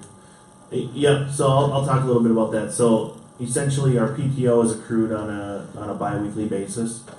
What this means is that when Zach would start, he would have a balance in his bank of 40 hours. So he would accrue in the first 12 months of his employment 248 hours total. But he would have 40 hours, and that's, again, linked to prior vacations that have been planned for that. So yeah, technically, you would accrue 248 hours in that first year.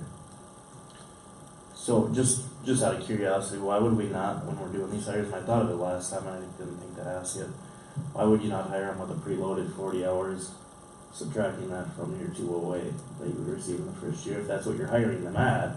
Because the way you read that, he's going to get 208 hours the first year, but then we're preloading 40 hours. So in my mind, that should be, like, my math's not quick enough, 208 minus 40. In my mind, that whatever that breaks down to per pay period should be the accrual, right? That could be something that could be done. You know, again, it's a negotiated deal. I mean, we can handle it either way. You know, I think it was clear on what his intent was when, you know, he started this. I mean, frankly, he wanted more years of service. I said, no way. And he wanted 80 hours. Yeah. All right. In the budget, does this fit in the budget without going over what you had budgeted for the finance director? Yes, it does. So this would be, Zach would start on, in March. We would do our services through, pay for services through June. We budgeted, I believe, $125,000 for the finance director in 2019. Like I said before, the package is about $118, so you know, we won't have a full year of that package plus what we have for AEM. We would be okay. It would work out. It's really pretty close, but it would work out. Then it's exactly it's exactly what we wanted for the price or under the price that we were originally looking for, or thought it would be. Correct? Yeah, if that's how you want to look at it, yes, we budgeted more than what this will cost us. Yeah. Not naming a particular individual, but you talked about getting someone in the position. Yes. Okay, thank you. Okay, so based on that, because we approved and passed the budget, and we have somebody that we are familiar working with, that you don't have to back train for working with our city, and the software and so on, and he's familiar with all of the ins and outs of the city of Sueur now. I'll make the first motion to approve Zach as a finance director, and you want to make a second at the same time or not? Does it include those terms, in other words? Based on those terms. Okay. Because technically, we'd already agreed that it would fit in that package. So to be clear, the motion would be that we hire Zach Dowd with the outlined package that Jasper has negotiated. Correct. Is there a second to that motion? Any discussion? I want to check with Jasper to make sure that Zach hasn't texted in and said he will accept less at this moment. I don't think so. No, he hasn't. The only his phone was vibrating. That's why I said that. it's the mayor chiming in. Oh. Okay. Sorry. Okay. Any further discussion? Seriously. I will simply say Zach has done an outstanding job for us, but this is also a big decision we're making. So, okay, let us take a vote. All in favor, please say aye. Aye. The second motion, anybody opposed, I'm sorry. The motion passes. Now we get to giving notice to AEM to terminate our relationship with them, as Jasper has outlined those terms. Why don't you summarize that real quickly again? Yes, so we will give notice on March 11th when Zach would start, just so we won't have any interruption in services. And we would basically pay through the end of June, so for the month of June. Those payments are $6,600 per month. They would provide services up until March 8th, and then after that it would be remote access to templates, things like that, that Zach chooses to have access to. In the near future, I mean, we're looking at doing a compensation classification study.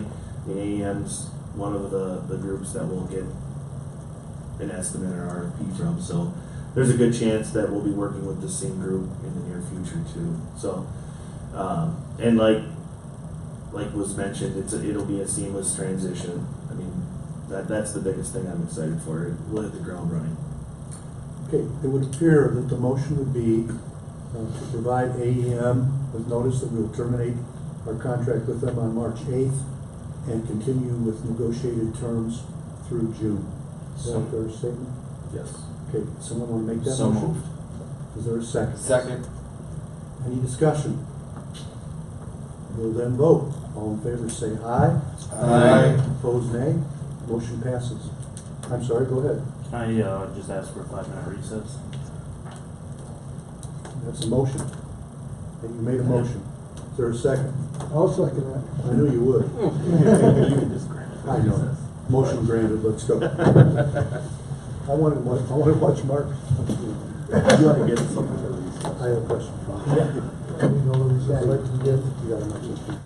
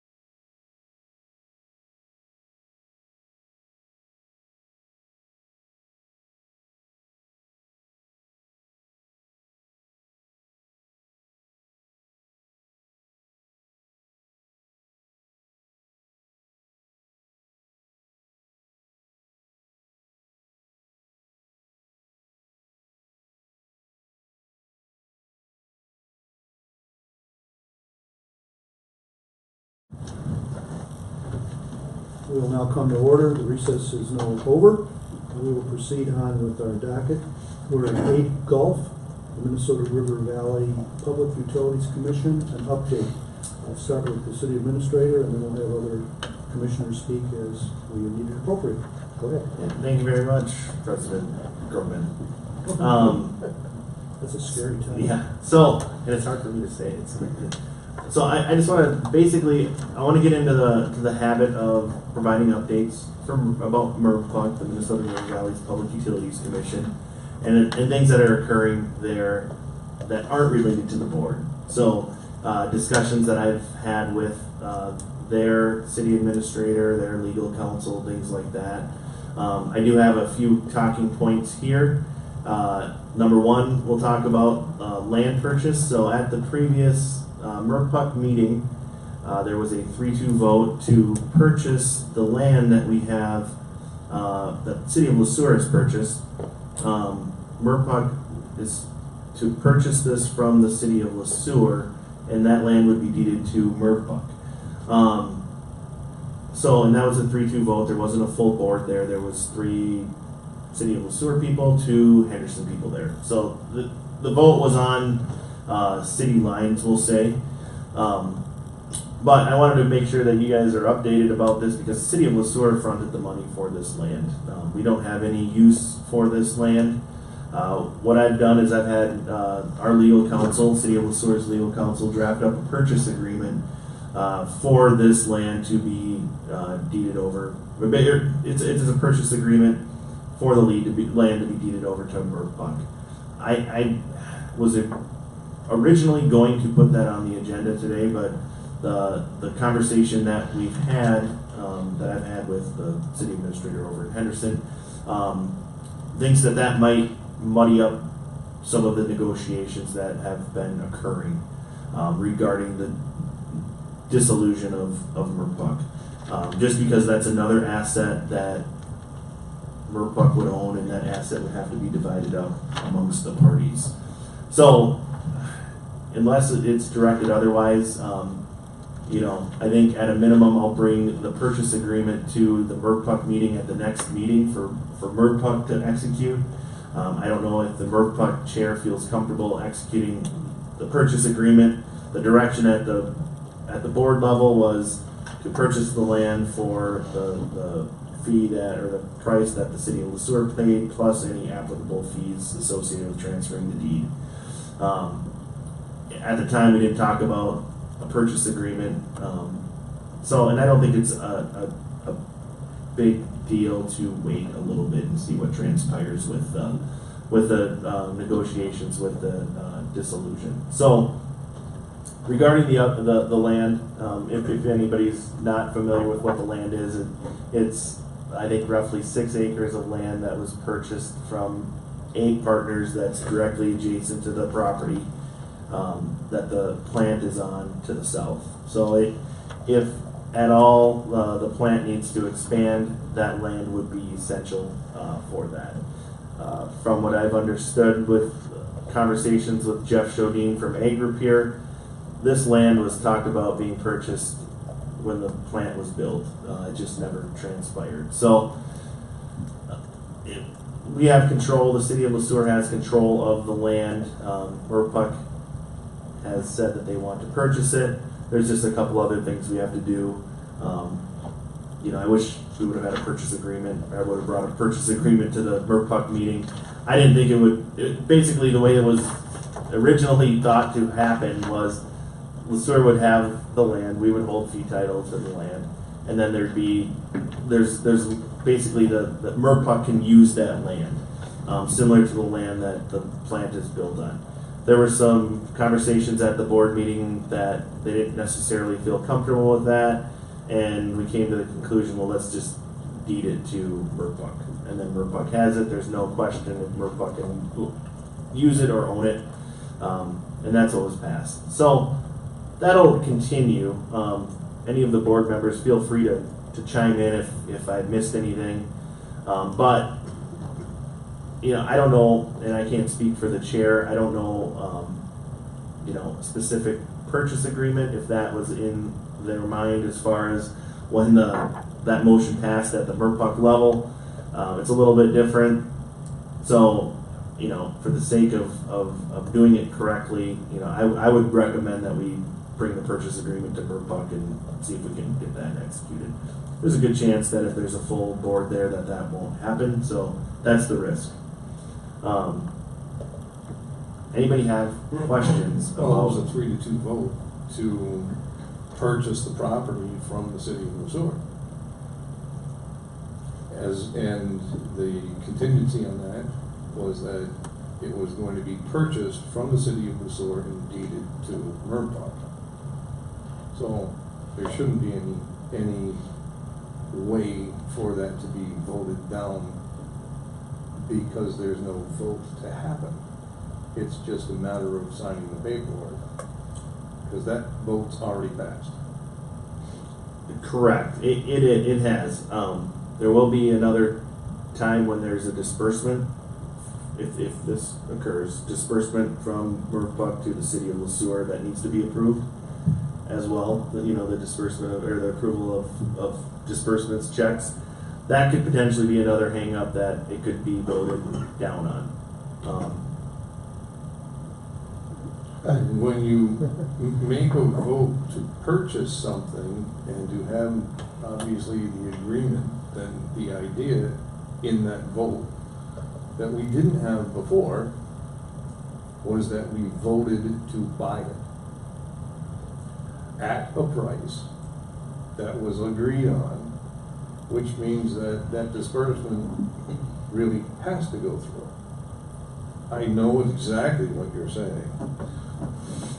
Yeah, no, I agree. I mean, I think that it was approved for purchase, but I think there's a couple other hoops that it could potentially get derailed. So I just, you know, I'm speaking bluntly about it and what the possible scenarios could be.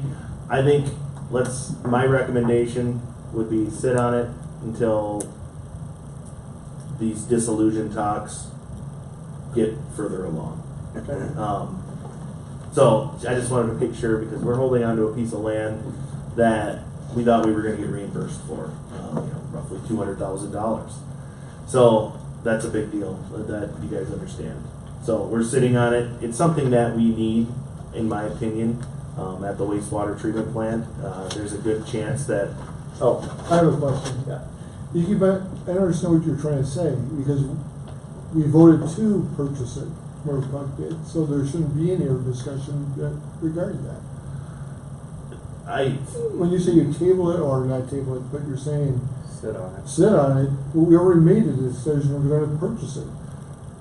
Yes, MRPUC did, definitely. And the intent of the city council was to get reimbursed from MRPUC for this. I'm saying that there's potentially some hiccups that could happen if we have a full board where the check itself is up for approval. That could be potentially something that they could pull off the checks list and not authorize the chair and the other signer to sign. Well, couldn't we do that with any item then on the disbursement? You could, yeah. So I would say, yeah. I'm confused, so. You can call, or members of that board can pull off, just like here, if a city council member doesn't want to have something pulled off and they want it, or doesn't want something paid, they can pull it off and there can be a vote not to pay that item. Now, if you pull that off the disbursements and it's a 3-3 vote, that disbursement item isn't approved. So that could happen. I understand that, but, okay, what legal, if it's a term, legal aspect we have of passing anything then? I mean, if it's to be pointless at the bills. It's government. There's checks and balances. Things are sometimes done multiple times. It's the process of paying the bills. So it could happen. I don't think it's right, but it could happen. So what do you mean when you say go back or just sit on it? Do you go back to the MRPUC board and say at this time we're not going to sell the property? No, I at the MRPUC meeting in February, I would like to bring the purchase agreement to them unless the board chair feels comfortable signing the purchase agreement as is based on that previous action. Then I could bring that purchase agreement here on the 25th. I just don't know, so jumping to the third item, if we do dissolve with Henderson, the asset needs to be split up. And that's where it gets, if MRPUC owns it, if it's in MRPUC's name, then that asset, there has to be a defined split. And that's the contentious part, right? You know, what percentage, is Henderson, what percentage is Sueur? I respectfully disagree, I think, because those funds are sitting there for the purchase of that, and those funds would have to be split up in the same fashion and manner that the property would on percentage rates. So why is one any different than the other? I agree. I agree with that. But the MRF other two people that are on the board voted, didn't vote, they voted no, I guess. They were well aware of what we were doing in the first place. That if the purchase goes, if the dissolution of MRF happens, a percentage would end up with Henderson. I mean, as an asset.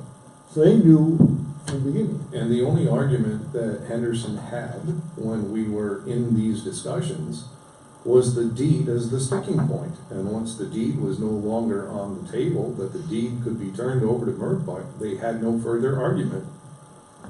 And that was their argument.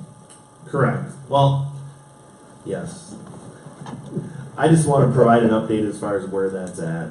MRPUC has agreed to buy it. We need to execute, basically the process is execute a purchase agreement, first of all. And second of all, then we have to do the transferring of the deed through a quit claim deed. And then it's done.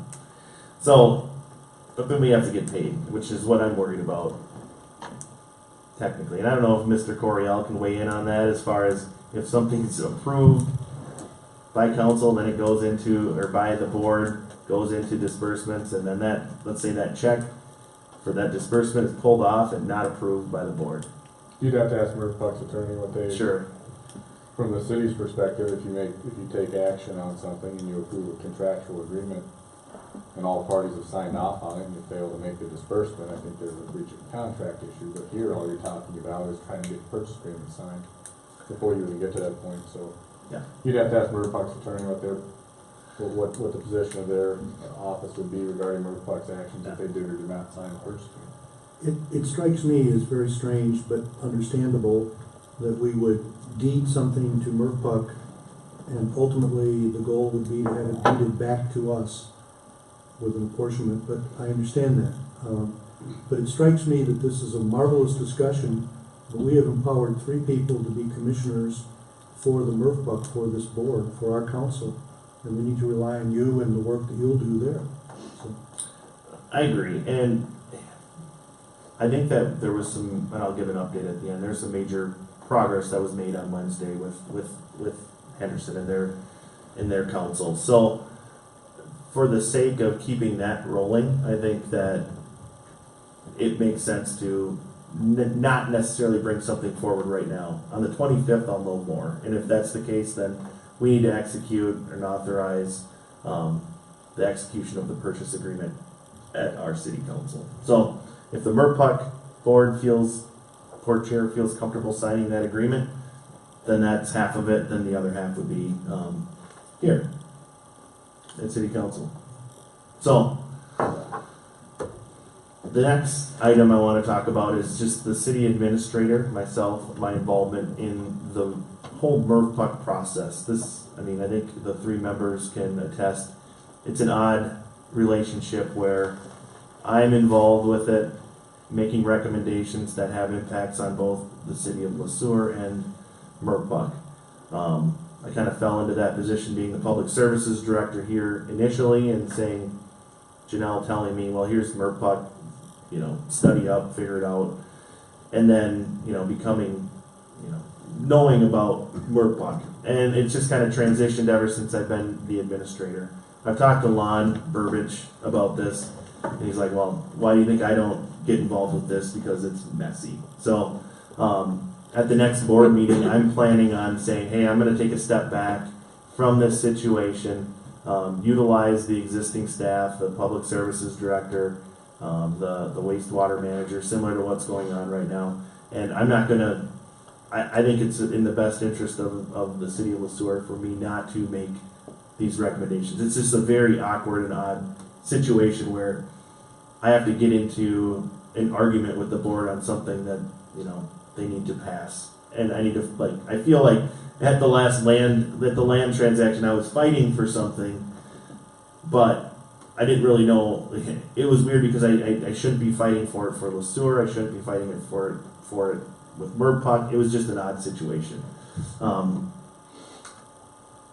I just wanted to give you guys a heads up on that I'll just be saying, I'm not going to make recommendations to the MRPUC board. I can give input to the board of directors, based on the city of Sueur's interests.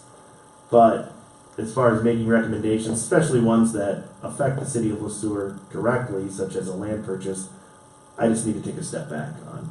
So I want a little feedback if you guys feel that that's appropriate. Action? Mr. Vallis?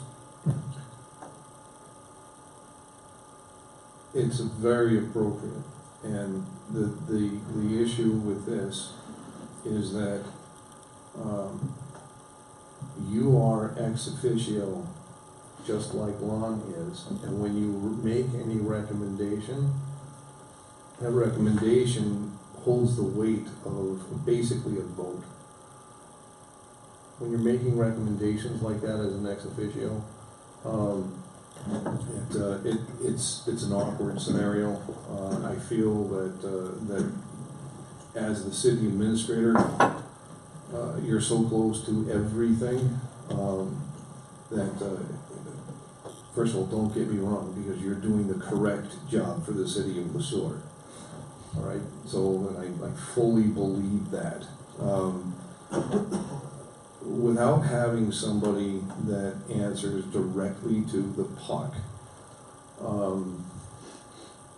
it makes it difficult for us to be able to make some decisions.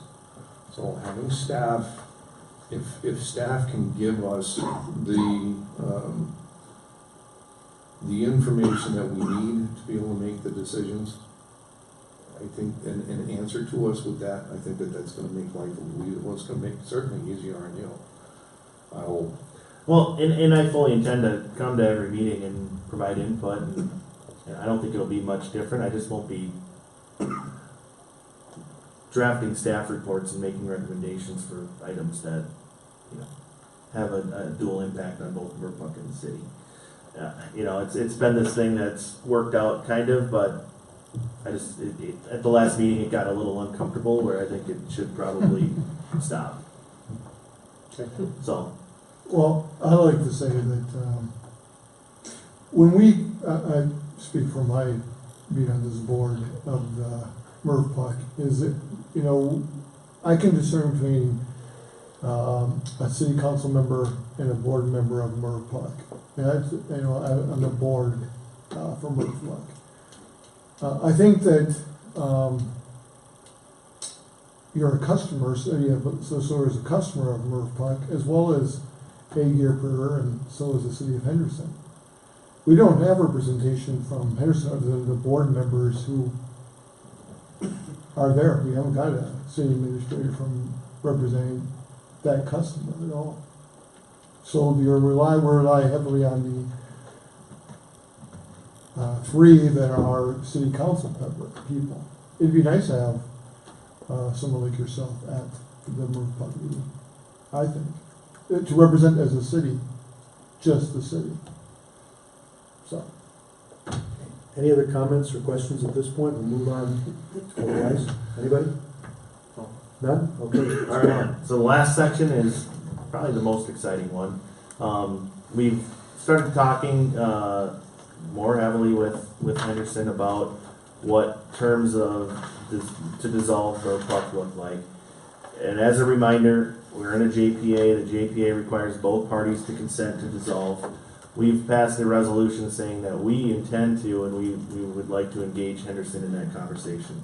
That conversation has started. I'll just say the initial negotiations that Lon and I worked on last year basically thrown out the window. We started over on Wednesday.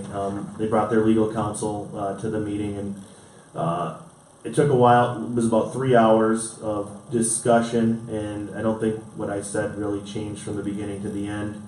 I just had to explain why this makes sense, because in Henderson's defense, I mean, they have a pretty good deal worked out right now. So they said, well, why would we want to change this? This is a good deal for us. And I said, well, here are the reasons. I'm working with Lon and their legal counsel to have scenarios. I think I'll have either 3 or 4 scenarios that are very much in line with what I had initially put in the memo that I shared with council, I believe back in October. So there was a memo that I shared with you guys, basically talking about, well, I'll just throw some numbers out there. Henderson has about $3.7 million invested in the plant itself. That includes the wastewater treatment facility and the force main. What we've talked about, and I've developed this table that kind of shows what I think that plant is worth right now based on depreciation and some other factors involving future capital costs. And what I've come up with and what I feel comfortable with is basically buying out Henderson's interest for $1.2 million. And if you think about it, they've invested 3.7. We're getting their investment for 1.2. The reason why it's less is because of 1, depreciation, and 2, future capital costs on that plant. Plant's life on a lot of the mechanical features of it is, anywhere from 5 years to 20 years. 20 years is pretty much max. If we meet the end of life, it's 20 years. So in the next 10 years, we're going to have some fairly substantial investments in just replacing the stuff that we have, not expanding. So those numbers, and I think we've come to terms on that number. The other point that I'm working on are the rates that Henderson would receive in the future. And what I'm working on is a 20-year rate structure plan that defines what they would pay to the city of Sueur as a customer of Sueur's. So, and one thing that they threw out there that wasn't on the table before was increasing their rates to cover the remaining cost of their PFA loan. So basically we would take on their PFA loan payment, their Public Facilities Authority loan payment that they have. We would incorporate the $1.2 million that we were going to pay them over 5 years, but we would increase their per 1,000 gallon rate so that we would just pay all of the PFA loans. And I get why he wants to do that, or why that was brought up. That'll be one of the scenarios that we look at. So there's a bunch of different things. I've worked on this over the weekend to develop what these different scenarios were or are.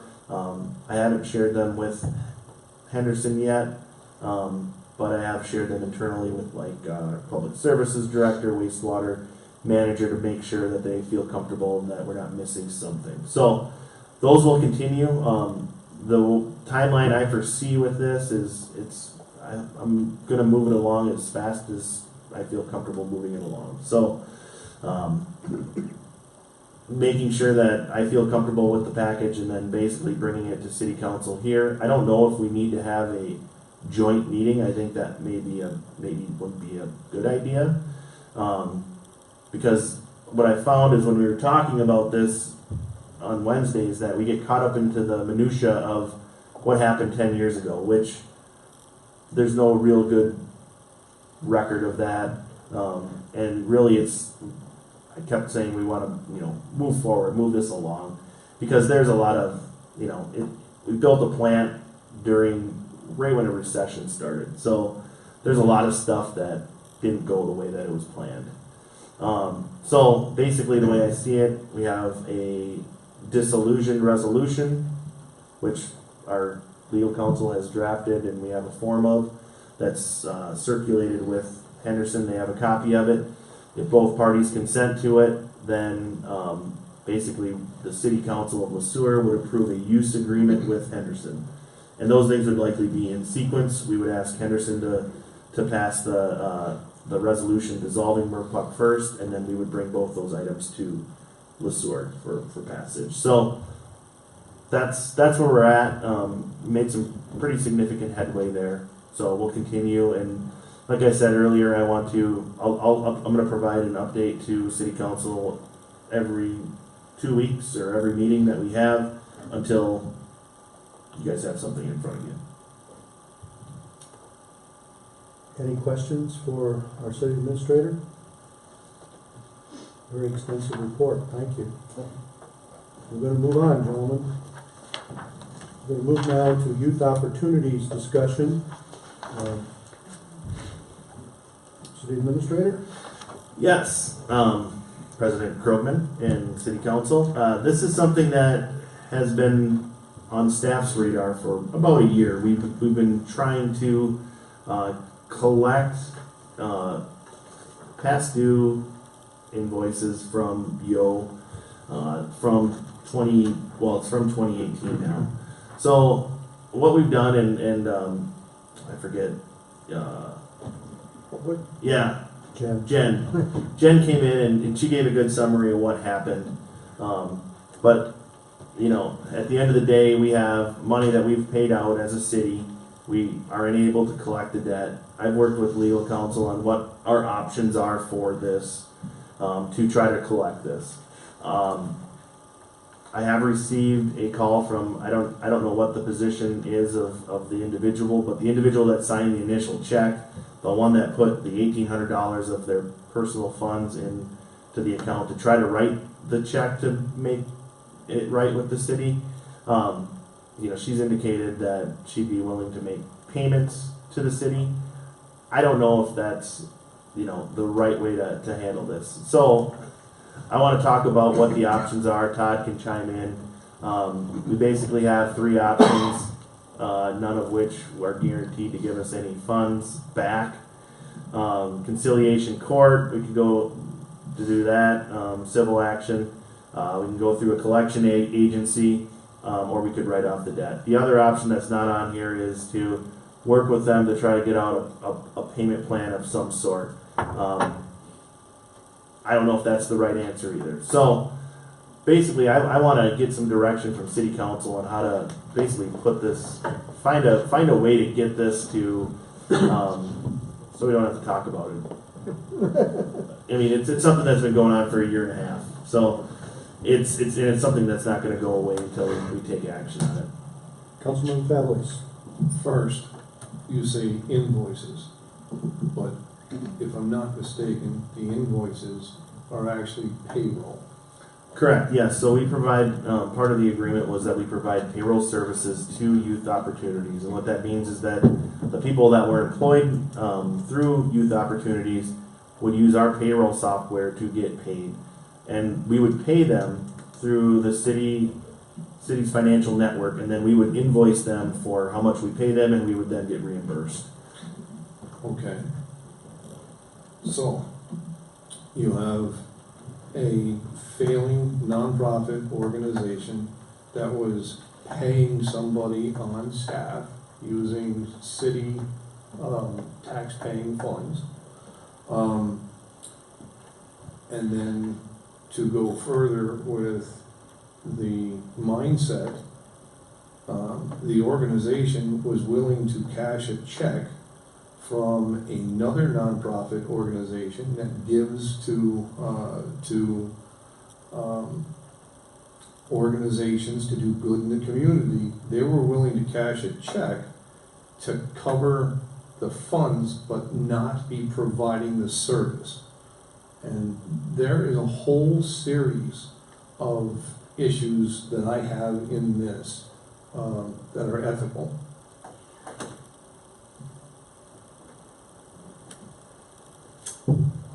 I'm just kind of, after listening to Jan speak, I think the intent and the goodwill of what they were providing, youth opportunities, I think we need to consider that. I mean, it's very unfortunate that things went this direction. I agree with Jasper. We've got to decide what we want to do from here. I look at some of the options we have. I look at conciliation court and collection agencies. I don't think those are the directions we want to go. I really don't. It kind of hurts our credibility a little bit, especially with an organization like this that was trying to do things for the youth and trying to provide some summer programs for the youth, and then to go this direction. And it sounds like, you know, this director tried to make it good. I mean, she's made a payment on it. I think what we need to do is consider some options on, not necessarily write it off, but maybe consider some more negotiations with them. Others? Couple things. I agree with Councilman Families. I don't think there's more underlying stuff here too. I wanted this verification, first of all. I know that we received the check. We went to a cash. NSF came back. And then we did it again. It was 2 times this happened. Correct, yes.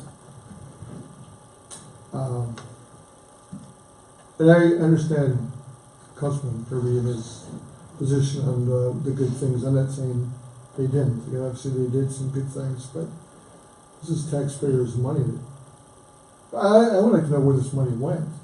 I mean, do we have any answers of where this went?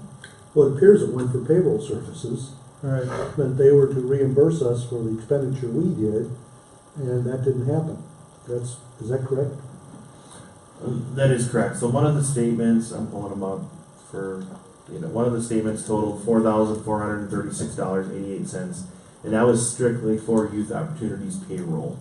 There was one other outstanding invoice for $136.69, and that was and that's actually to MRBT, Minnesota River Valley Transit, for using their bus services to transport some of the kids.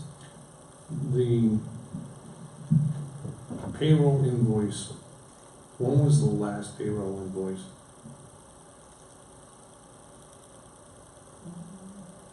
The last one was sent out on, I'm not 100% sure.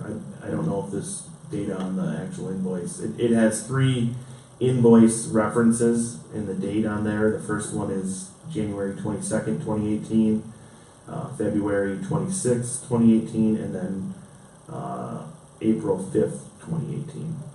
So I think that those are correct dates of when they were last, that the payroll actually went through. But services weren't provided for any of the youth during that time that a person was being paid by city funds. There were no programs in 2018.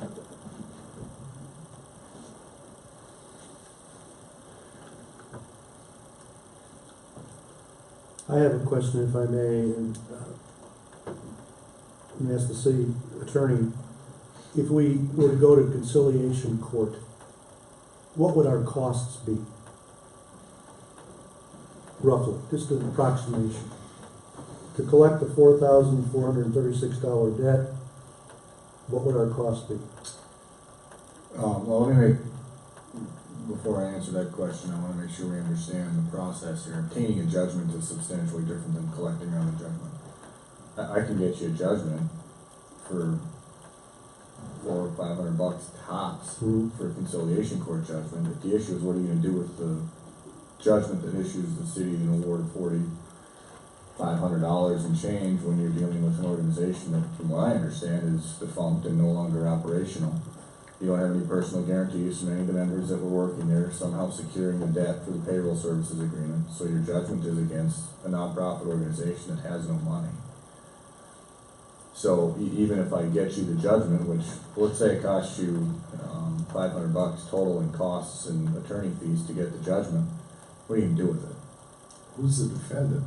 Youth Opportunities. So, I mean, They were an incorporated nonprofit, so they understand. that's my understanding as well. So, I mean, I analyze things practically from a legal perspective is, you know, the decision you make is involving taxpayer money, so, you know, what are you gonna do with the judgment when you get it against Youth Opportunities? I'm happy to get it for you, or at least my office will, but what are you gonna do with it once you get it? I mean, because that's the real issue anytime I discuss with private clients, what are you gonna do with collective debt? Somebody stiffs me on attorney's fees that they owe me $15,000, and I go slap a judgment on them. I've got to garnish bank accounts, levy properties, find out where they work, and the collection effort after the judgment is where all of the hard work's done. And before we talk about whether or not we're willing to take that collection action on, we look at whether there's any money to recover on the back end, because it doesn't make a lot of sense from a business perspective to spend the revenues to get the judgment and attempt to collect the debt if it's uncollectible. So I would like that to be at least a thought process or part of the consideration for the council to make. The judgment's the easy part. They owe the money. I think they would stipulate to a judgment, frankly, if I called them up and said, you know, whoever's in charge, I want you to come down and sign it. I think they do it without, you know, really any afterthought to it, but what are you gonna do with that once you got it? Now, I wonder where this money went that was talked about coming from the United Fund on the check that didn't clear, and if the United Fund ever made good on that obligation, what's the value of that, and is that still available? So if United Fund cut them a check that they never cashed in time, that money's still owed to Youth Opportunities by United Fund. Where's that money? I don't know the answer to that question. So I've dug into that a little bit. And from what I understand from the Youth Opportunity representative is that because they're no longer functioning as an organization, that money is not available to them. That's the official stance on it. So the United Fund won't cut them another check for whatever that amount was, is what I've been told. And it's not United Fund's obligation to pay the city, so you can't compel them to do that. And I mean, we could do some additional investigations. We could, you know, try to build some kind of case to collect it. But the reality is I just don't see any pot of gold at the end of the rainbow. So regardless of what happened, well, I mean, that's the real issue for me. Isn't getting a judgment or how the judgment is obtained or why the money's owed necessarily. It's how are you going to get the money? You can't get blood out of a stone or blood out of a turnip. What are you going to do? Go ahead, Jasper. If I may, one solution that maybe is, I don't know, palatable to this group would be the representative has made concessions that they would pay $1,800 and try to get onto some sort of payment plan. Now, me personally, I don't know if the payment plan is a little, I don't know. What I would say, what I could do is try to recoup as much of that money as I can, come back to council at a future date, maybe on the 25th, and see what I could work out. I just don't want this to go on for 3 years to pay off another $2,000 or something like that. They made concessions, you know, verbally that they would pay this $1,800. I'd like to see how much they could do in a one-time payment and just write off the rest after that. That'd be the cleanest way, I think, to move this along. That's a suggestion. Otherwise, I mean, we can go after the entire amount however we want. I'll take direction, but I think that would be a way to move this along. Council members? I want to hear your thoughts. Wants to hear my thoughts, is what you just said. I think that what the city administrator has just proposed is reasonable, to attempt to settle for the amount of $1,800 and see if we can close the book on this. We're spending a lot of time. We're not going to get any more than that, most likely. You don't have any assets in the organization. It's time to move on. That's what I think. And I'll make a note, this is the last kind of remnant of these types of partnerships that the city kind of engaged in the past, where there are these things happening, but the oversight levels aren't there. There was no oversight to see what youth opportunities we're doing. We were just acting as the fiscal agent. CATV was another one. You could say somewhat. We had a payroll agreement with the HRA as well. All of those, I mean, they're all done now, and this is kind of something that I'll keep in the back of my mind if these opportunities come up. There needs to be oversight and tracking of these things, because Councilmember Fablis has a good point. I don't know if they were providing services. I've heard they weren't providing services in 2018, but there was no check or balance that was developed in that partnership that we had any authority or any obligation to make sure that was happening as a city. And that's kind of the downfall of this. There is no oversight, and that was similar to CATV as well. So I think I'll take it as a lesson learned, and it's in the back of my head. If these partnerships come up again, I'll be skeptical and make sure that there are some of these additional steps that are put in there to make sure that the city isn't left high and dry again, similar to this. Councilmember Sullivan. I would piggyback on your statement, President. But I would like us to proceed and see how much we could get out of that amount. I guess I personally would like to see closer to at least half of it, if that would be an option. Perhaps what we need to do is simply indicate and direct staff to continue negotiations and bring this back at one of our next two meetings. It may not happen by the next meeting. Yeah, no, that's fine. If I can get them to commit to half of whatever it is, I will execute that, finalize it, say we're good to go, and then I'll give an update if that's general consensus from City Council to kind of close this out. Well, perhaps we should have a motion then. The motion would be to this effect, that we authorize the city administrator to negotiate a resolution of this matter for not less than one half of the amount owed. So moved. Second. Further discussion? All in favor say aye. Aye. Opposed, nay. The motion passes.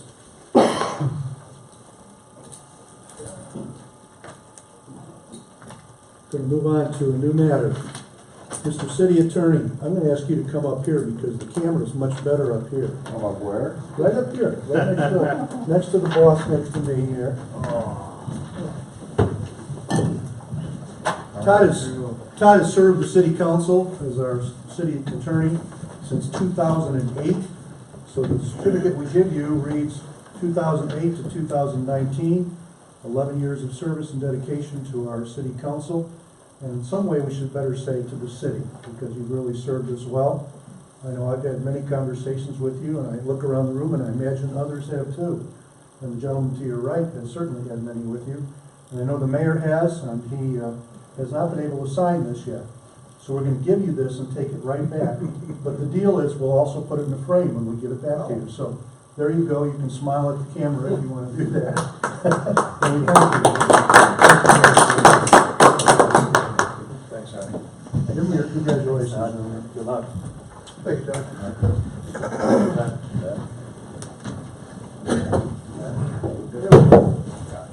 Don't fall able to give this right back. Yeah. Todd, thank you very much. We would note that the contract the city has is with the law firm, and therefore we will continue services from the law firm, and John Skubitz will be our person who will also be serving us in the future. Again, thank you very much, Todd. We're going to come back now to two items that we deferred until now. They're to be labeled as items J and K. These are capital lease purchases. Yes, President Krogman, we'll go through this as quickly as you guys choose. Basically what we've done is we've taken one of the consent agenda items that is a capital lease purchase. We broke it up into two. This is a product of some trainings that our council members attended, I think, last weekend. either newly elected officials or, I don't know what it was called, seasoned officials. Newly elected. Well, Mayor Hague went to the other one, the one where there's, and I think that. So did I. Oh, so did Councilmember Huntington. But the idea behind this, I'll give a quick little synopsis. Basically, there's been cases where people have made claims that council members didn't vote yes on something, and they've used the video feed to dispute that. League of Minnesota Cities best practices are to individually vote on these, and if there's any dispute on if it's unanimous, do a roll call, and that's the way we'll proceed with these. So prior to this capital lease items, we said I put them on the consent agenda. Moving forward, they'll be on the regular agenda, just for some clarity on this. So up first, we have item 6J. This is the Ditch Witch mini skid. This is for the electric department, allows for access in tight locations for electrical work. The total amount of this capital lease purchase is $2,848. What I'm looking for is a motion approving the submission of the payment request form to Kinetic Leasing for the Ditch Witch mini skid. So moved. I'll second. Okay. Motion and a second. Is there any discussion? All in favor, please say aye. Aye. Opposed, nay. Know that it was unanimous. Very good. If I may, I'll move on to the next item, 6K, and this is for access control CCTV. This is something Intellisys is what was approved last year, and this is the idea behind this is we wanted to get the equipment ordered, and then we would incorporate this into the lease program for 2018 or for 2019. So what this essentially does is this reimburses the city for funds that were expended in 2018. What this is actually for is the card access that you see on the doors. Those need to be, basically we can reuse a lot of the hardware. The software needs to be replaced. Stanley door systems, which the software that we currently have is no longer supported on some of the machines that we have with our operating systems. They require Windows 7 or 8.1 to run correctly. And frankly, the support for that product is very poor in general. So Identisys is out of Eden Prairie. They're a local group that does all this stuff. But what we've done here is we've ordered the equipment, some of the hardware, some of the cabling that had to happen. Back in 2018, we're requesting reimbursement. And what we're looking for is a motion approving the submission of the payment request form to Kinetic Leasing for the access control CCTV system. So moved. Second. Motion and a second. Is there any discussion? All in favor, please say aye. Aye. Opposed, nay. Everybody opposed? Unanimous. Thank you. We move now to our time for comments by council members, including items of appreciation. Normally, the mayor holds off on his, but I'm going to start before I forget what I want to say. So here we go. The mayor did receive a thank you today from Patty Rutka, who runs, of course, and owns Patty's Kitchen. And she thanked the city and the street department for taking care of the street in front of her business, which means all the businesses on that street were able to function. And it's a big job. We've got a lot of snow, never ends, it seems like. Probably when we go out tonight, there may be more. So I think we owe a thank you to our city street department. That road is jointly plowed by both the county and the city, but it's the city who cleans it up and makes it right in the end. They do the initial plowing, we do the final. So our thanks to them. And I'm going to indicate that yesterday we had the brownout? Was it yesterday or Saturday? No, yesterday. Yesterday. We had a brownout, some electrical loss. Your light bulbs looked like it was like 1880. They were very dim. But that was fixed very quickly, and thanks to our city administrator who posted something on Facebook so people would know. So that's the kind of service we can give. You can't check a website, you can't do those things when the power's out, but you can do the best we can, so we did, so thank you. Finally, if I may speak to Councilmember Roloff and myself, we were due to go to a meeting in the cities on January 30th, sponsored by the Coalition of Greater Minnesota Cities. It had to do with lobbying, quite frankly. Neither of us was able to go because of the weather. It was a rather dangerous day to travel. Much thanks to my other colleagues who were around me, at least two to my left, who, and you too, I believe, Jasper, went Yeah. to a MRPUC mediation session dealing with the plant and things dealing with the Pollution Control Agency. But we were not able to make that. I did get some information from them and will continue to monitor it. And I will try to also call on our senator and representative for this area. But one of the pieces of news that's important is that the current governor, former Congressman, now Governor Walz, did speak to that group, and he is very much in favor of restoring local government aid to the 2002-2005 era. In other words, adding money to the pot to bring it back to where it was, which will help us considerably. So we want to make sure we're in contact, all of us can do this, with our representatives and either with other representatives and other senators. So with that, I'm going to start on my left and ask Congressman Solo, or Congressman, yeah, thank you. Wow. It's been a long night, you know, for a rookie, this isn't bad, I don't think. So, Council Member Sullivan. Well, to start off, I'm not going to dive into it. I'll leave Councilmember Fadley's dig into it a little deeper, but we had mediation on the 30th. I think we had a favorable outcome. Then I attended newly elected official training, gained a lot of information or a lot of knowledge there. Was able to bring some of it back and have some conversations with the mayor and now Jasper as well. I'd like to thank the streets department. Did a great job plowing. I've heard a lot of positives. And the electric department and their crew for getting the power back up quickly. And also take an opportunity to thank Todd for everything you've done for our community. Thanks, Marvin. And best of luck to you. Appreciate it. Congressman, I'll make you a congressman too. No, Council Member Fadley. Pay for council wages, why not? Keep the government open. Thank you. MRPUC, yes, we had our mediation. We all met here, so Mark, myself, and the mayor, and drove up to St. Paul. We left here at 6 in the morning. What time did we get back? 9:30. It was only 9:30 at night. It was a long day.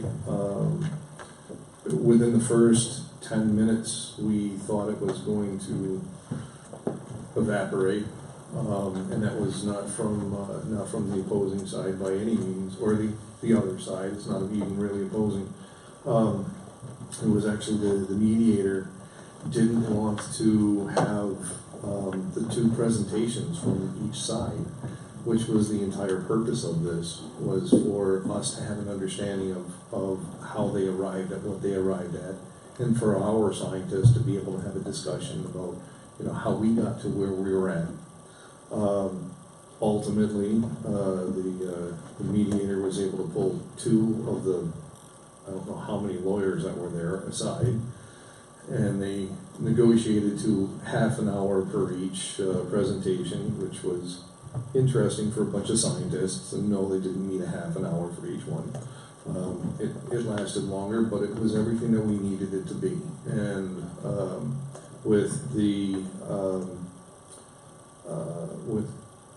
MPCA and with the Attorney General's office, it was a completely different mediation this time. It was very human.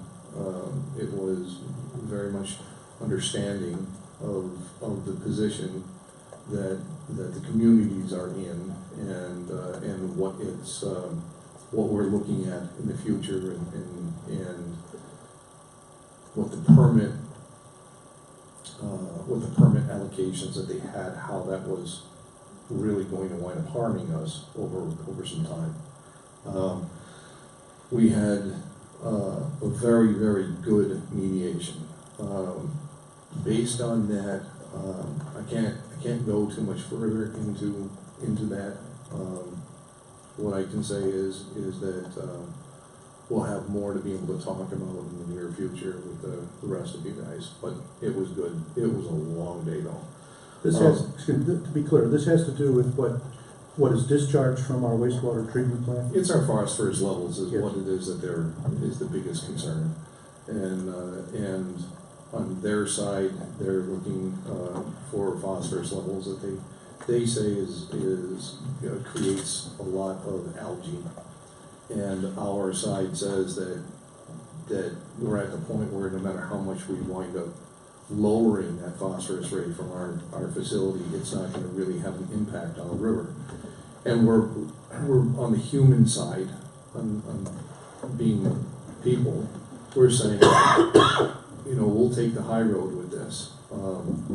Prove to us that it's going to help the river, and we'll do what we have to do. We're going to do the right thing, but I'm not going to spend money from the communities that are paying the wastewater treatment on something that they have no proof that it's going to do the right thing. That being said, we've got RPAC tomorrow night, so I'm interested to see how that is going to be. And That's the Recreation Parks Advisory Committee? Yes, sir. And then for legal counsel, I want to say, I talked to you on the phone, and I want to say this publicly, that I had absolutely no idea when I was a person sitting out there in the audience, up until 2 years ago, how much the city attorney actually does for the city. Your workload, the amount of time you spend in court, writing up letters and just being there for counsel is amazing for the position. So I applaud you and I thank you very much. Thank you, sir. Council Member Huntington. I can't be a congressman? Hoping to. A couple things. I went to the elected officials experience, one with the mayor, and it was a really good time. I got to network with a lot of other cities and what they're doing, and I'm sure the next meeting, if the mayor is able, I'm sure he'll talk about his experience too. I'd like to thank the city streets, as living on the corner, thank you for plowing me in again, but thank you for doing the streets. What else can I say other than, Todd, it's been great working with you. Best of luck to you. Thanks, sir. That's it. Councilmember Roloff. So tomorrow I have the RPAC meeting tomorrow night, so I have that going on. It starts at 5 o'clock.